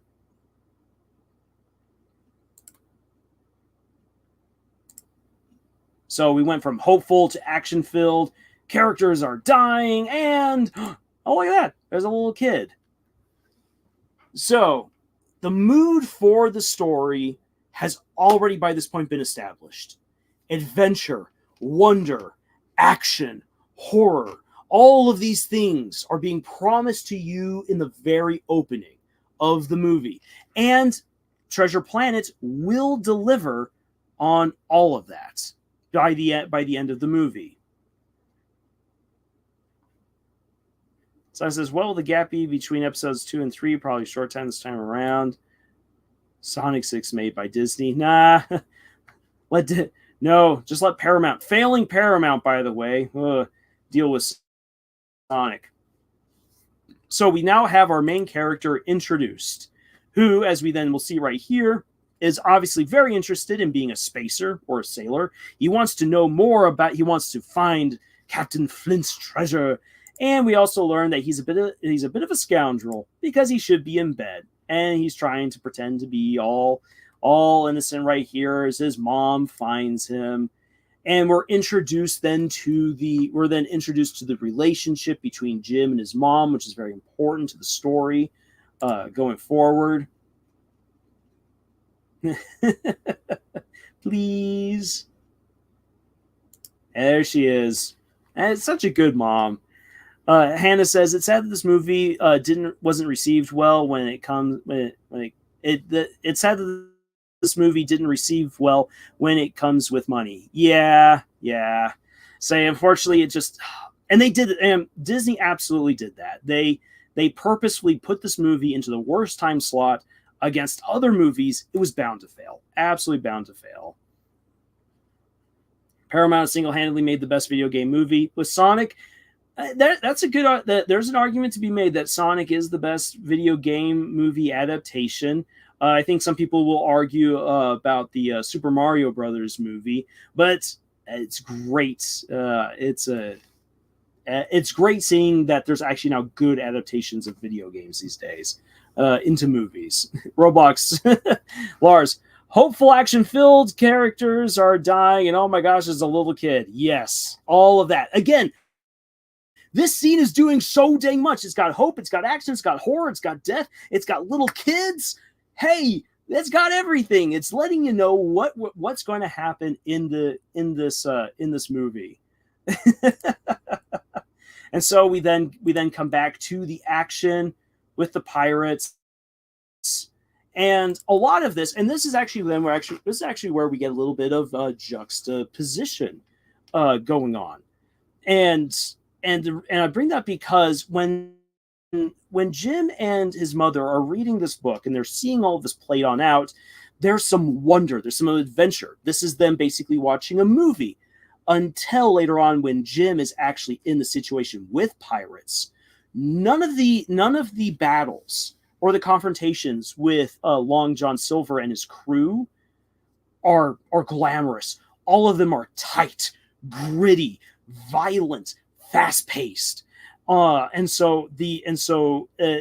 This is actually where, again, this is a sophisticated element of opening up your story, where, for instance, you're introducing your main characters and your themes, which you need to make sure that you nail, but you can introduce something where you're like, I'm going to pull the rug out from under you later on. Look at this gallant story of pirates and of taking treasure. When I pull the rug out from under you later on, you will then realize that the reality of being a space pirate is a whole lot worse and gut-wrenching than what Jim could ever have imagined or could ever have known as a little kid here in the opening. Put that into your Lars out of context folder. Yes, please do. Noak says, yay, I wish you great luck and success on the amazing project you're working on then. Good luck. I actually have the first book. I have the first book for that story, Mimic, already done and finished. That's the Monarch Mercenaries. I'll quickly put that here into the chat. Whoop. The Monarch Mercenaries. The first book is already on out, and there were some of my earlier readers when looking at the Monarch Mercenaries, they're all like, they gave me this kind of like sideways like look and grin. They're like, oh, I see what you're doing. And I'm just like, yes, I am. They're like, you are horrible and a fantastic mad lad. I'm like, thank you.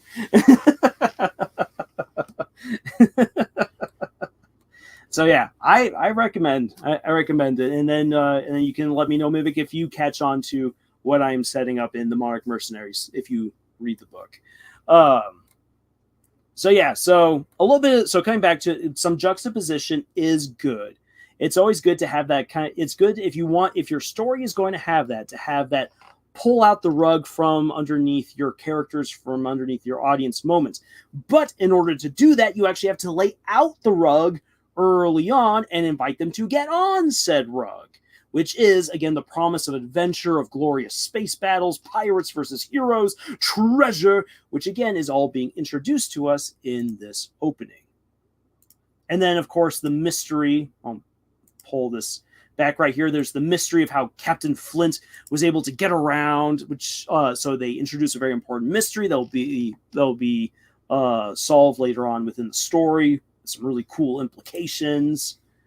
And then we are introduced to treasure planets.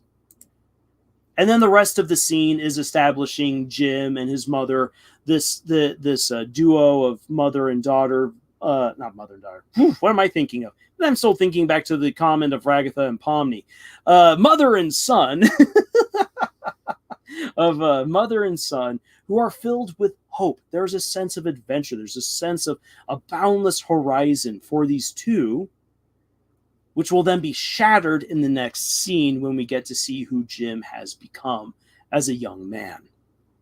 So, again, this opening is just doing so much. It's introducing us to the main characters. It's introducing us to themes, to ideas, of the mystery that has to be solved to help figure out what's going on with Treasure Planet.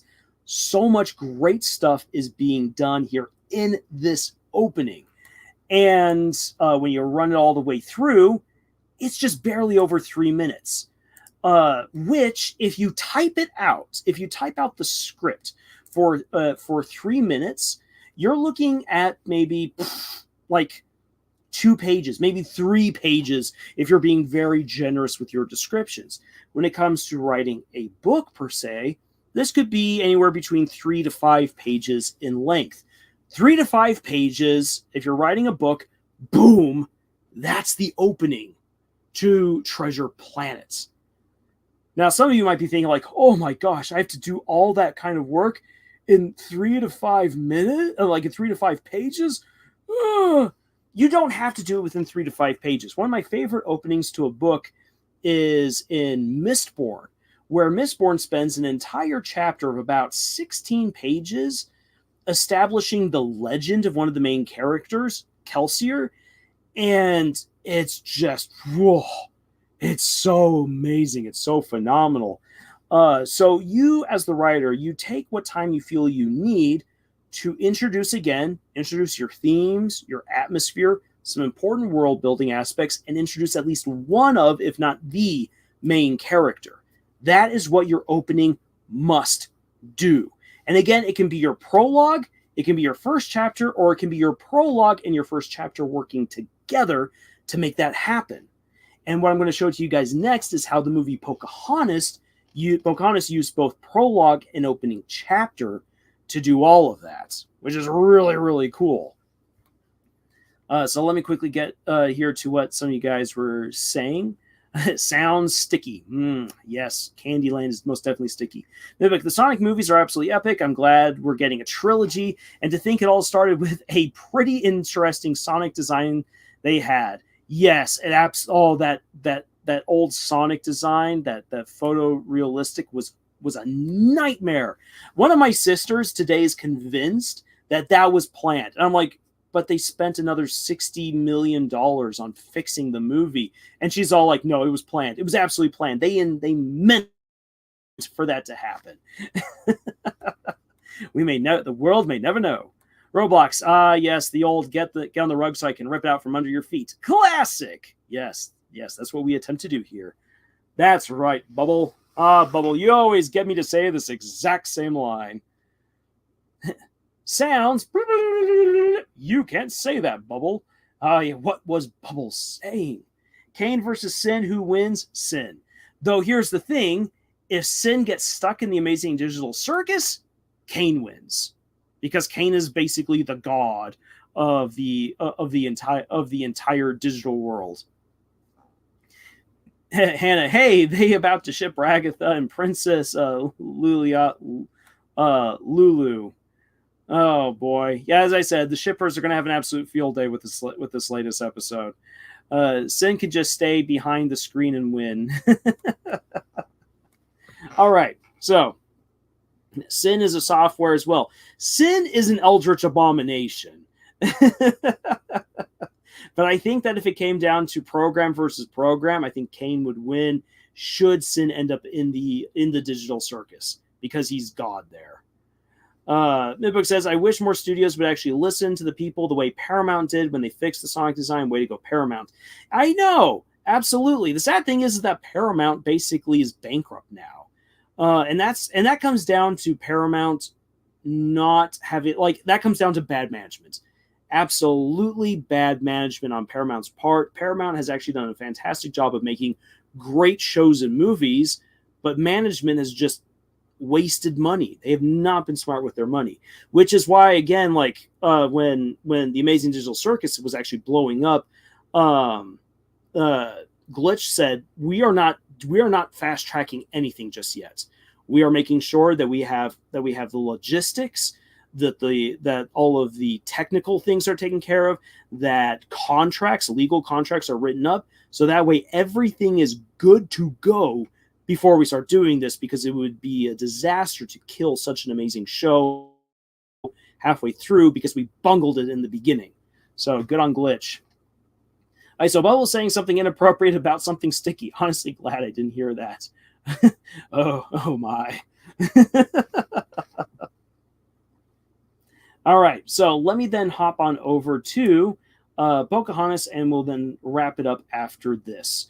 So Pocahontas, as a movie, has a prologue and a first chapter, and actually, it's not the only movie that does this. Both Aladdin and The Little Mermaid have a prologue and an opening. Actually, let's also be fair and throw the Beauty and the Beast into there as well, because you have the retelling in painted glass about what happened to get us to this point, and then we're then introduced to Belle. So prologue, opening chapter. But for The Little Mermaid, for Aladdin, and for Pocahontas, the prologue is not just simply an introduction with beautiful music and fancy imagery.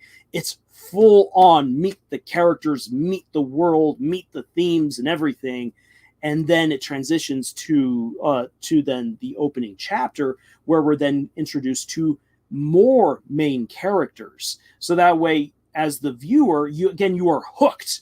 You are hooked in, and you're introduced to the main characters and to the main themes, the main plot, as quickly as possible, in order to keep you in your seats.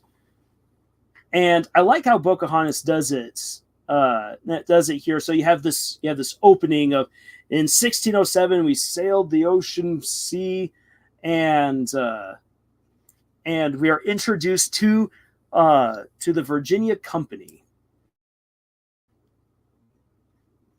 Roblox, you guys are taking the bubble beeping way too far. It's obvious Bubble was talking about the Geneva Convention, all the war crimes they committed using sticky substances. Vietnam intensifies. Maybe glitches onto something. Murdrones is killing off and replacing humans, and other humans having their conscience transferred into the digital circus, i.e. the metaverse. Maybe they are into something. Ugh. Unlike Disney, if IGN reviewed Disney, they would be the only people to say the movies are good.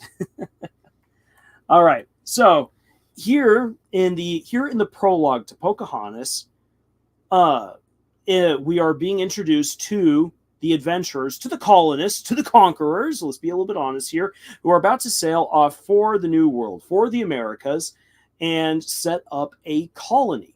And what I really like about how the prologue is done is that, as opposed to what Disney would do these days, so Disney would never remake Pocahontas, absolutely not, and neither would they ever do it with this kind of nuance, because when we're taken to London to meet our main characters on the English side, we're shown a sprawling, beautiful city with a lot of hopeful people. So here we have these strong men all getting ready to go off onto adventure as this beautiful music is playing about going out for glory, God, and gold, and the Virginia Company. And then we are shown families. That these men aren't just simply monsters. No. Here we have a man who's about to kiss his little dear one goodbye. Here we've got a couple in the background. Here we have another man who's hugging his son before he leaves. And who knows if they're going to survive or not. This is huge. Their families are worried for them because bad things could happen. The new world is untamed. And so, but at the same time, despite all of this worry, there is hope.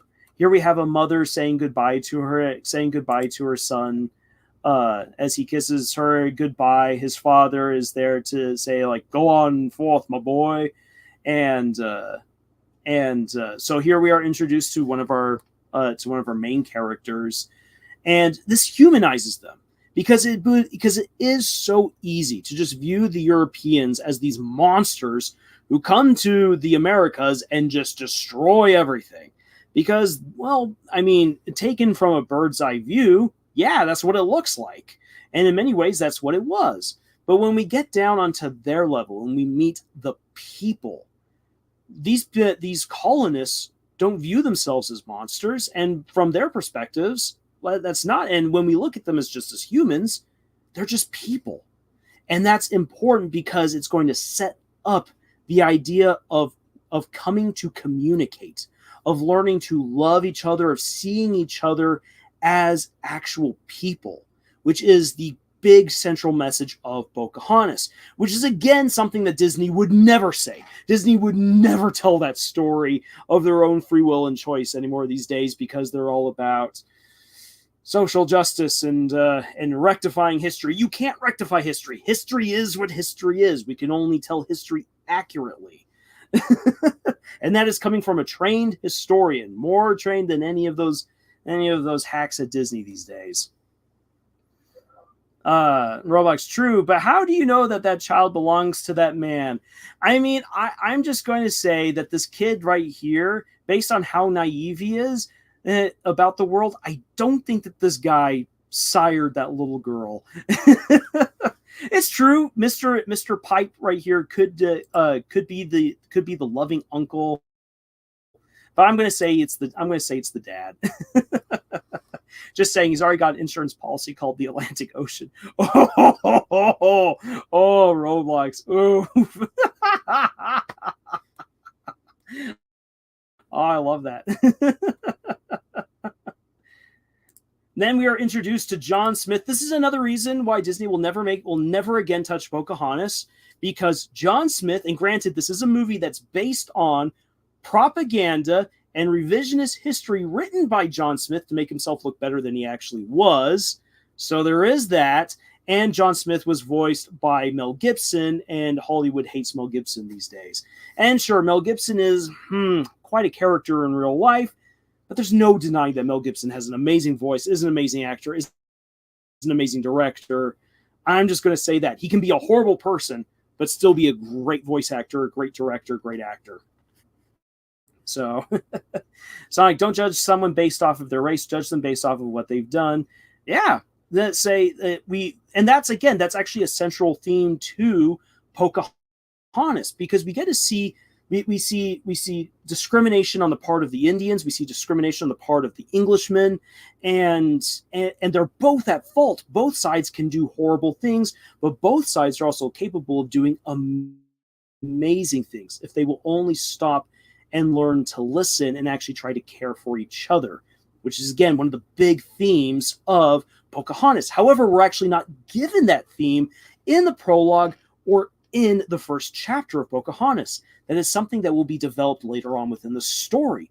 Instead, what the prologue in the first chapter are actually doing is they're actually establishing that both the Englishmen and the Native Americans are just people. And there's plenty of good people among them. However, the Englishmen are coming to colonize and to take, and the opening of the first chapter of Pocahontas lets us know that the Native Americans just came back from killing their enemies. This is a warrior tribe. As a result, you have two groups primed to clash heads and battle it out. And that's excellent setup going on. And Disney, we got to make it for kids. Kids. This was made for kids. And in fact, this is made on such a level that kids could understand it. Maybook says, hey there, I'm Mickey Mouse. Hi, I'm Mickey Mouse, and I'm being held against my own free will. You say, you're watching corporate Disney. Mickey draws the Disney Channel Mickey sign with a magic wand. How Mickey has been used and abused over these years. Maybook also says, I think the real Pocahontas was actually like a 10-year-old girl too. Yes, that is true. In fact, actually, a little bit of real history right here. And for all Americans, you can use this for Thanksgiving this year. Hey. What was most likely done, what John Smith misunderstood when John Smith was actually taken prisoner by the tribe and was then going to be executed, when Pocahontas went to save him, it was actually part of a ceremony. And this is a ceremony that's been documented across numerous tribes all throughout North America, and even a little bit into South America, Central America as well, where a means of adopting people or establishing peace between people was to have an elaborate ceremony where effectively it's like, you are in our hands. We can kill you at any time.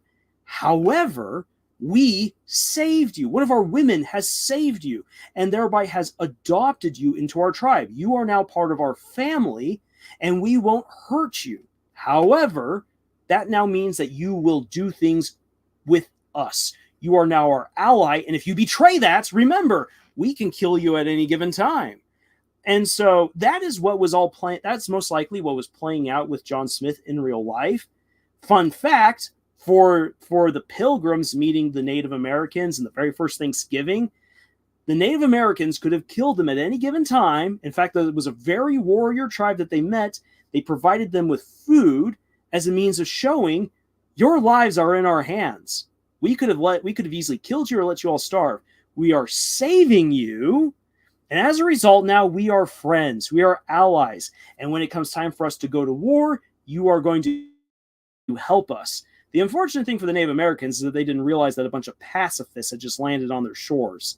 And so that tribe got annihilated not too long after the Pilgrims arrived, and not just due to disease, but because their enemies came to wipe them out. So, yay, the messiness of history. The American Native American tribes dealt with a lot of issues. It was no utopia before the Europeans arrived. So dispel that notion. And just realize that the very first Thanksgiving was very likely an alliance meal where the Native Americans were trying to let the Pilgrims know, you guys are going to fight alongside us against our enemies, right? And that all the Pilgrims had no idea what was going on. We're just like, oh, this food is delicious. Oh, so good. Okay, in any case, so moving on. So we're introduced to John Smith. Right? We're introduced to all these other characters. And then, of course, we are introduced then to Governor Ratcliffe, our main antagonist. So here we have so again, just a lot of setup for understanding who the English are. We've met some of our heroes. We've met some of our supporting characters. We've met our main villain. And we know why they are going to the Americas. They're going for adventure, for glory, for gold, for God, all of this. And while that sounds really great and everything, in the same prologue, we then get to see what it's like when a hurricane hits them and they're all struggling. And they are reduced from these heroic figures now more to just survivors. What are these men like when they are brought to the brink and they are forced to fight hard to survive? Well, what we get in the prologue is we get to see how John Smith proves himself to be a hero by rescuing the young man and helping to save the day. And Governor Radcliffe is then shown to be a villain because he doesn't care about the lives of these men. He's willing to let a few of them drown, and drown so long as it means that he makes it to the new world. But if more of them stay alive, fantastic, because that means more men to dig up his treasure for him. He outright says that at the end of the prologue. So a lot of good heavy lifting is being done in the prologue to tell us about who these Englishmen are and why we should care about them, and to establish once again who our heroes are and who our villains are. Now, to address some things you guys have put here into the chat TV account, what do you think is the best way to set up a good mystery character? Like, what do I need to set up their mystery? TV account, that's a massive topic to tackle. What I would say has helped me out with writing a mystery is, depending on the mystery, start with the mystery itself. So, for instance, with the murder mystery that I wrote, I realized I had to go to the moment that the murder happened. What does it look like for anyone just stumbling upon this scene? Oh my gosh, there's blood everywhere. 2 people dead. How did they get murdered in a locked apartment on a military base that's flying in the air? How does that happen? How do 2 people get murdered in a locked apartment on a military base that's flying in the air? So suddenly now I'm left with these questions. So I have my mystery laid out before me. I've got my questions. How did this happen? Who did it? When did they do it? Why did they do it? And then I start working from there myself. And I already know what all the answers are, but then I try to then say, okay, then how does my answer fit that question? Does it make sense? And once I have that all planned out, then I know where I can best put my main character, who is then going to go on the adventure to solve this mystery. And it doesn't have to be a murder. You can be like, who stole the cookies from the cookie jar? Oh, I found that the cookie jar, which was supposed to be full of cookies, I know it was full of cookies because I filled it full of cookies yesterday, has only crumbs in it now, and barely any crumbs at that. So who did it? When did they do it? Why did they do it? How did they do it? And then I start inserting my answers there.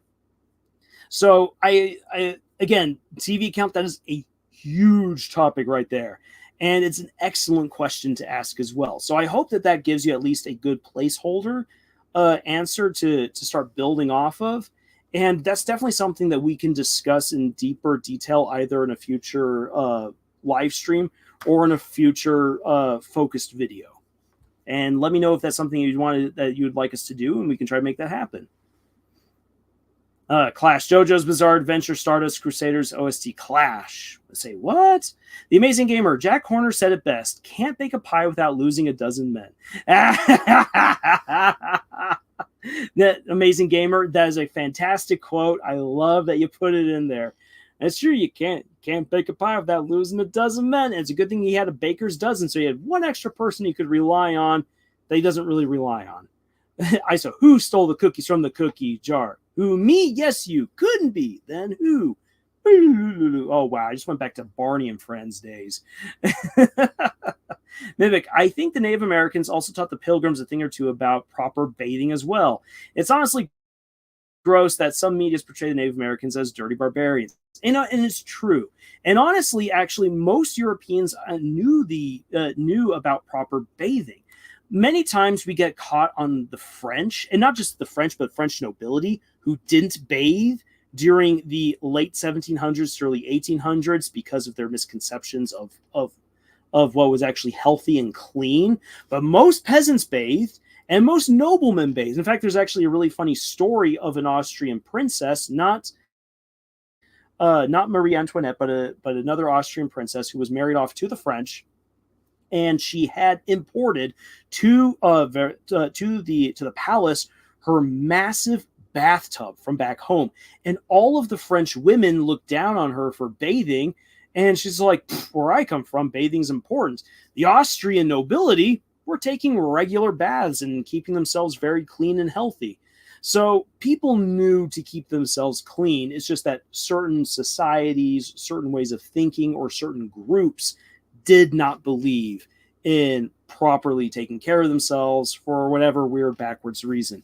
And the Native Americans were definitely among that group of they took care of themselves, because if you're not clean, you're not healthy, and if you're not healthy, you don't survive. And in most Native American cultures, because they were so compact and tribal, you needed everyone to stay alive for as long as possible in order to keep the tribe functioning and alive. So keep yourselves clean. Yay. Robikes, Barney, were you the cookie thief? He says with a grin from ear to ear. Barney, I just want to talk. As Barney then pulls out a knife. Don't you dare steal my cookies again. All right. So, hopping then on over. So, that's the prologue to Pocahontas. And to wrap up, let's then jump on onto the first chapter of Pocahontas. So, boom, Pocahontas. We are introduced to our Native Americans, and so we're now given a look of the New World, which this is not coastal Virginia. Coastal Virginia does not have massive mountains surrounding Roanoke or the Chesapeake Bay. No. Disney's taking massive geographic liberties here. In any case, we're introduced to a place way different from London. Open, beautiful, wild, but not necessarily untamed in a way, because here we have the Native Americans and we get to see them doing their thing, running on about, and here we see them cultivating. We see society. Here we've got the women who are harvesting the plenty, and we now get to see the warriors coming on in. The women are greeting them. So here, just like with London, with the men from the Virginia Company, there's families. The families are reuniting. There's happiness. There's hope. There's life. There's civilization. That we quickly realize that the differences between the British and between the Native Americans, the Powhatans, wow, I butchered their name. Is it Powhatans or Powhatans? Oh, man. I can see how it's spelled in my mind's eye. Pronunciation? Nope. To which I apologize. But hey, what is it that really sets the Native Americans from the British apart? I mean, other than the very superficial color of their skins and how they dress, which really, I mean, in all honesty, variety, that's what humanity is. What really just sets them apart is technology. We have families. We have society. They've got jobs. They have hopes. They've got dreams. They have conflict, just like the people back in England. And the only thing that's really separating them is an ocean and technology. Other than that, they're human. And that's one of the messages of Pocahontas. And having these two scenes play off of each other, the prologue and the first chapter, should already start communicating a lot of that to us. So they're coming on in. We haven't yet been told that they're returning from war, but the music lets us know a little bit about their culture, how they view themselves and the world in it. Children, a little bit of magic, and again, just family. And that's just like what was introduced to us in the prologue. Well, the warriors come back on home, and the chieftain announces that, hey, guess what? We killed everyone, so we are safe again. and that right there is meant to again clue us in that while there's so many beautiful similarities between the Native Americans and the British, these are two groups primed for conflict. That unless someone can help bridge the gap between these two groups, they are basically destined to duke it out. And so we get the introduction to the Native Americans, all their nice happiness, everything's going well, and then I see lots of smiling faces, but there's one of them I don't see. Where is my daughter? Where is Pocahontas indeed? Now, Pocahontas is, that's not part of the video. That's just a nice little placeholder that someone put on there.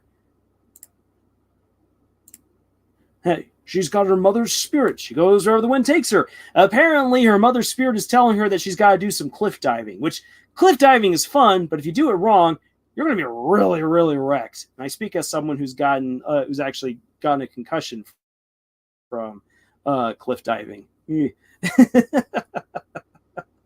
But again, so coming back to it, this is what you can do with a prologue and a first chapter working in tandem to fully and strongly introduce your story. The prologue is helping to set up characters and themes and ideas that you couldn't stuff into your first chapter without it being overblown and overlong. And in this case, Pocahontas is doing a wonderful thing by introducing us to so many main characters, so many important themes and similarities, and allows us to get to know John Smith and be introduced then to Pocahontas and get to know who she is without having to just smash it all into one messy scene, which is what too many writers and too many movie makers, honestly, would try to do these days by just overloading us with so much information and doing it all up front, so that way then they can have fun with their own little personal pet scenes that should have been given the axe during the editing phase. From Mimic, yes, I love how the movie Pocahontas introduces her family and her tribe. Just beautiful. P.S. The song they sing in the scene is a major bop. Yes.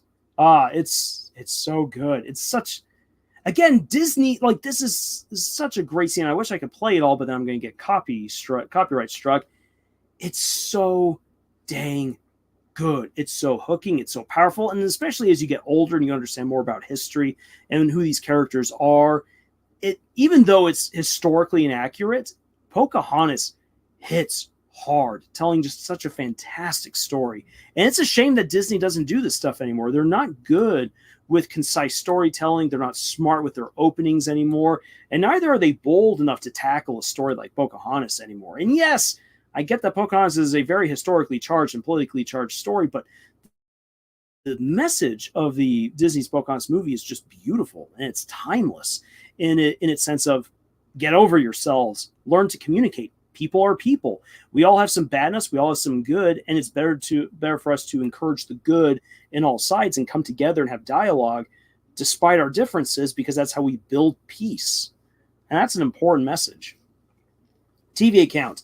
Can this work for characters with mysterious pasts, like who they are, what happened to them, and why they are like this, like with Kaiman from Dorohedoro, or Vash the Stampede from 1990's Trigun? The TV account, I think you answered your question right there. Like, absolutely. Now, then, one of the things that works with Kaiman and with Vash is that you don't tell the audience what their background is. It is slowly revealed over time. You don't like, and people have talked in the past about how stories and characters like icebergs, you only see 10% on the top, and 90% is submerged and unseen. That's how it goes with all stories. That's how it should go with all your stories and all your characters. You know who they are going in, and it is your job through the story to slowly, bit by bit, bring out more of their personalities, their past, their likes, their dislikes, their strengths, and their weaknesses. That's the job of a storyteller. If you throw it all at a person from the very beginning, then that character is boring because now we already know all the most important stuff. And what we love is we love seeing a character tell us who they are through their actions, their dialogue, and their relationships over the course of the entire story. You just need to introduce enough about who they are for us to know for us to say, yes, for instance, that's John Smith, the adventurer. He's noble, he's courageous, but it's very clear that he's prejudiced. Aha, I know who John Smith is. And then you learn more about him throughout the story. You're introduced to Pocahontas, the beautiful princess of the tribe.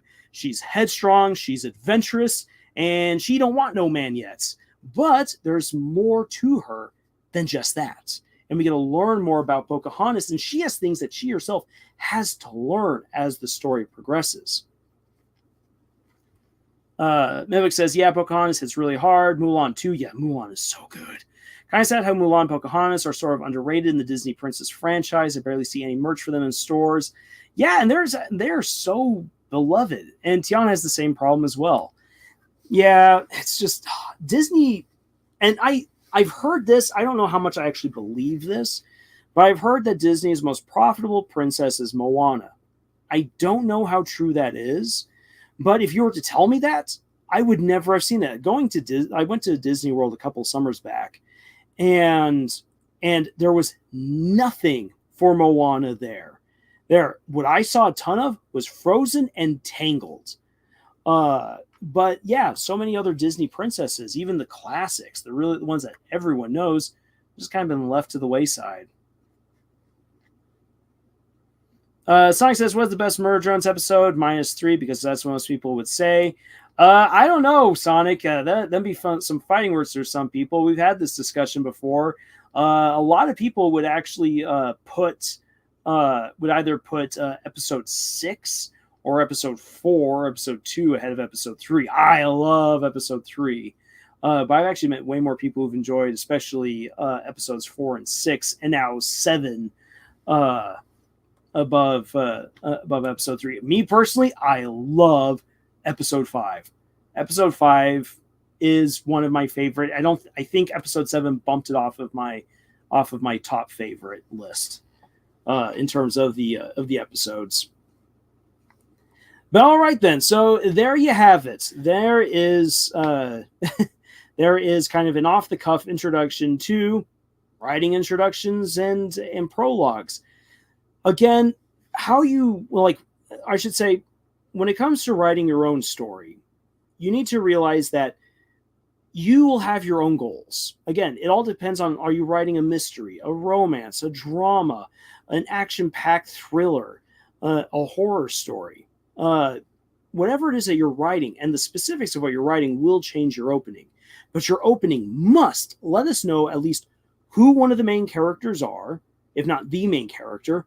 It must introduce the atmosphere of drama, horror, suspense, action, romance, what have you. It needs to introduce some of the themes, some of the world-building elements, or some of the plot elements that will be important later on. And you don't need to hyperfixate on any of this stuff. It just needs to be in there. So that way, as the readers go on, or as the viewers go on, they're getting that. And it needs to also be told in a succinct and engaging way that grips the audience and pulls them on in and reels them in for the rest of the story. If your opening is boring and unengaging, even if it has the atmosphere, the characters, the world building elements, the juxtaposition, whatever it is you want to throw in there, if it's not engaging, it will not have worked out. And that's kind of difficult to do. And that's something that will take practice. to learn how to be concise and engaging with your writing. What I highly recommend that you do is that you write the opening to your story and then hand it off to others and say, okay, then how do you feel when reading this? Tell me honestly, do you want to read more? What are your questions? What are your concerns? When people tell you there are questions about your opening, you don't need to answer them. Say, fantastic. I wanted to hear those questions. Those are great questions. I promise that as you read the rest of my story, that you will get answers to those questions. Was it engaging? Was it fun? Do you want to read more? Excellent. Yes, that's what I want to hear. If they have concerns, you can say, okay, then, what do I then need to change to make it more interesting, more engaging? Or is that a concern that I can then promise them I will address that? I do hear your concern, and in fact, I can address it and fix it later on in the story.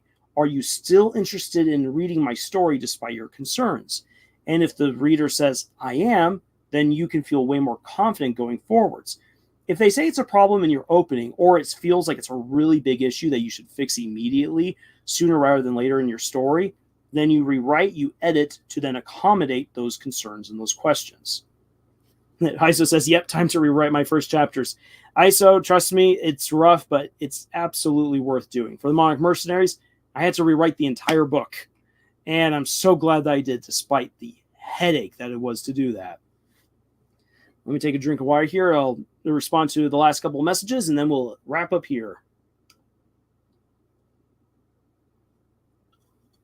So that way I'm not late to go see the movie. Mimic says, right, even Moana has been kind of shoved to the side. She was popular for some time, but now she's just kind of isekai'd out of existence. Exactly. Well, like whenever I hear that Moana is the most popular princess that Disney has, I'm like, really? Because I do not see evidence of that. And the only thing I've heard is that it's streamed a whole lot on Disney Plus. I'm like, that's because of the music. People love the music, and it's a very easy movie to turn on, walk away from, and just listen to.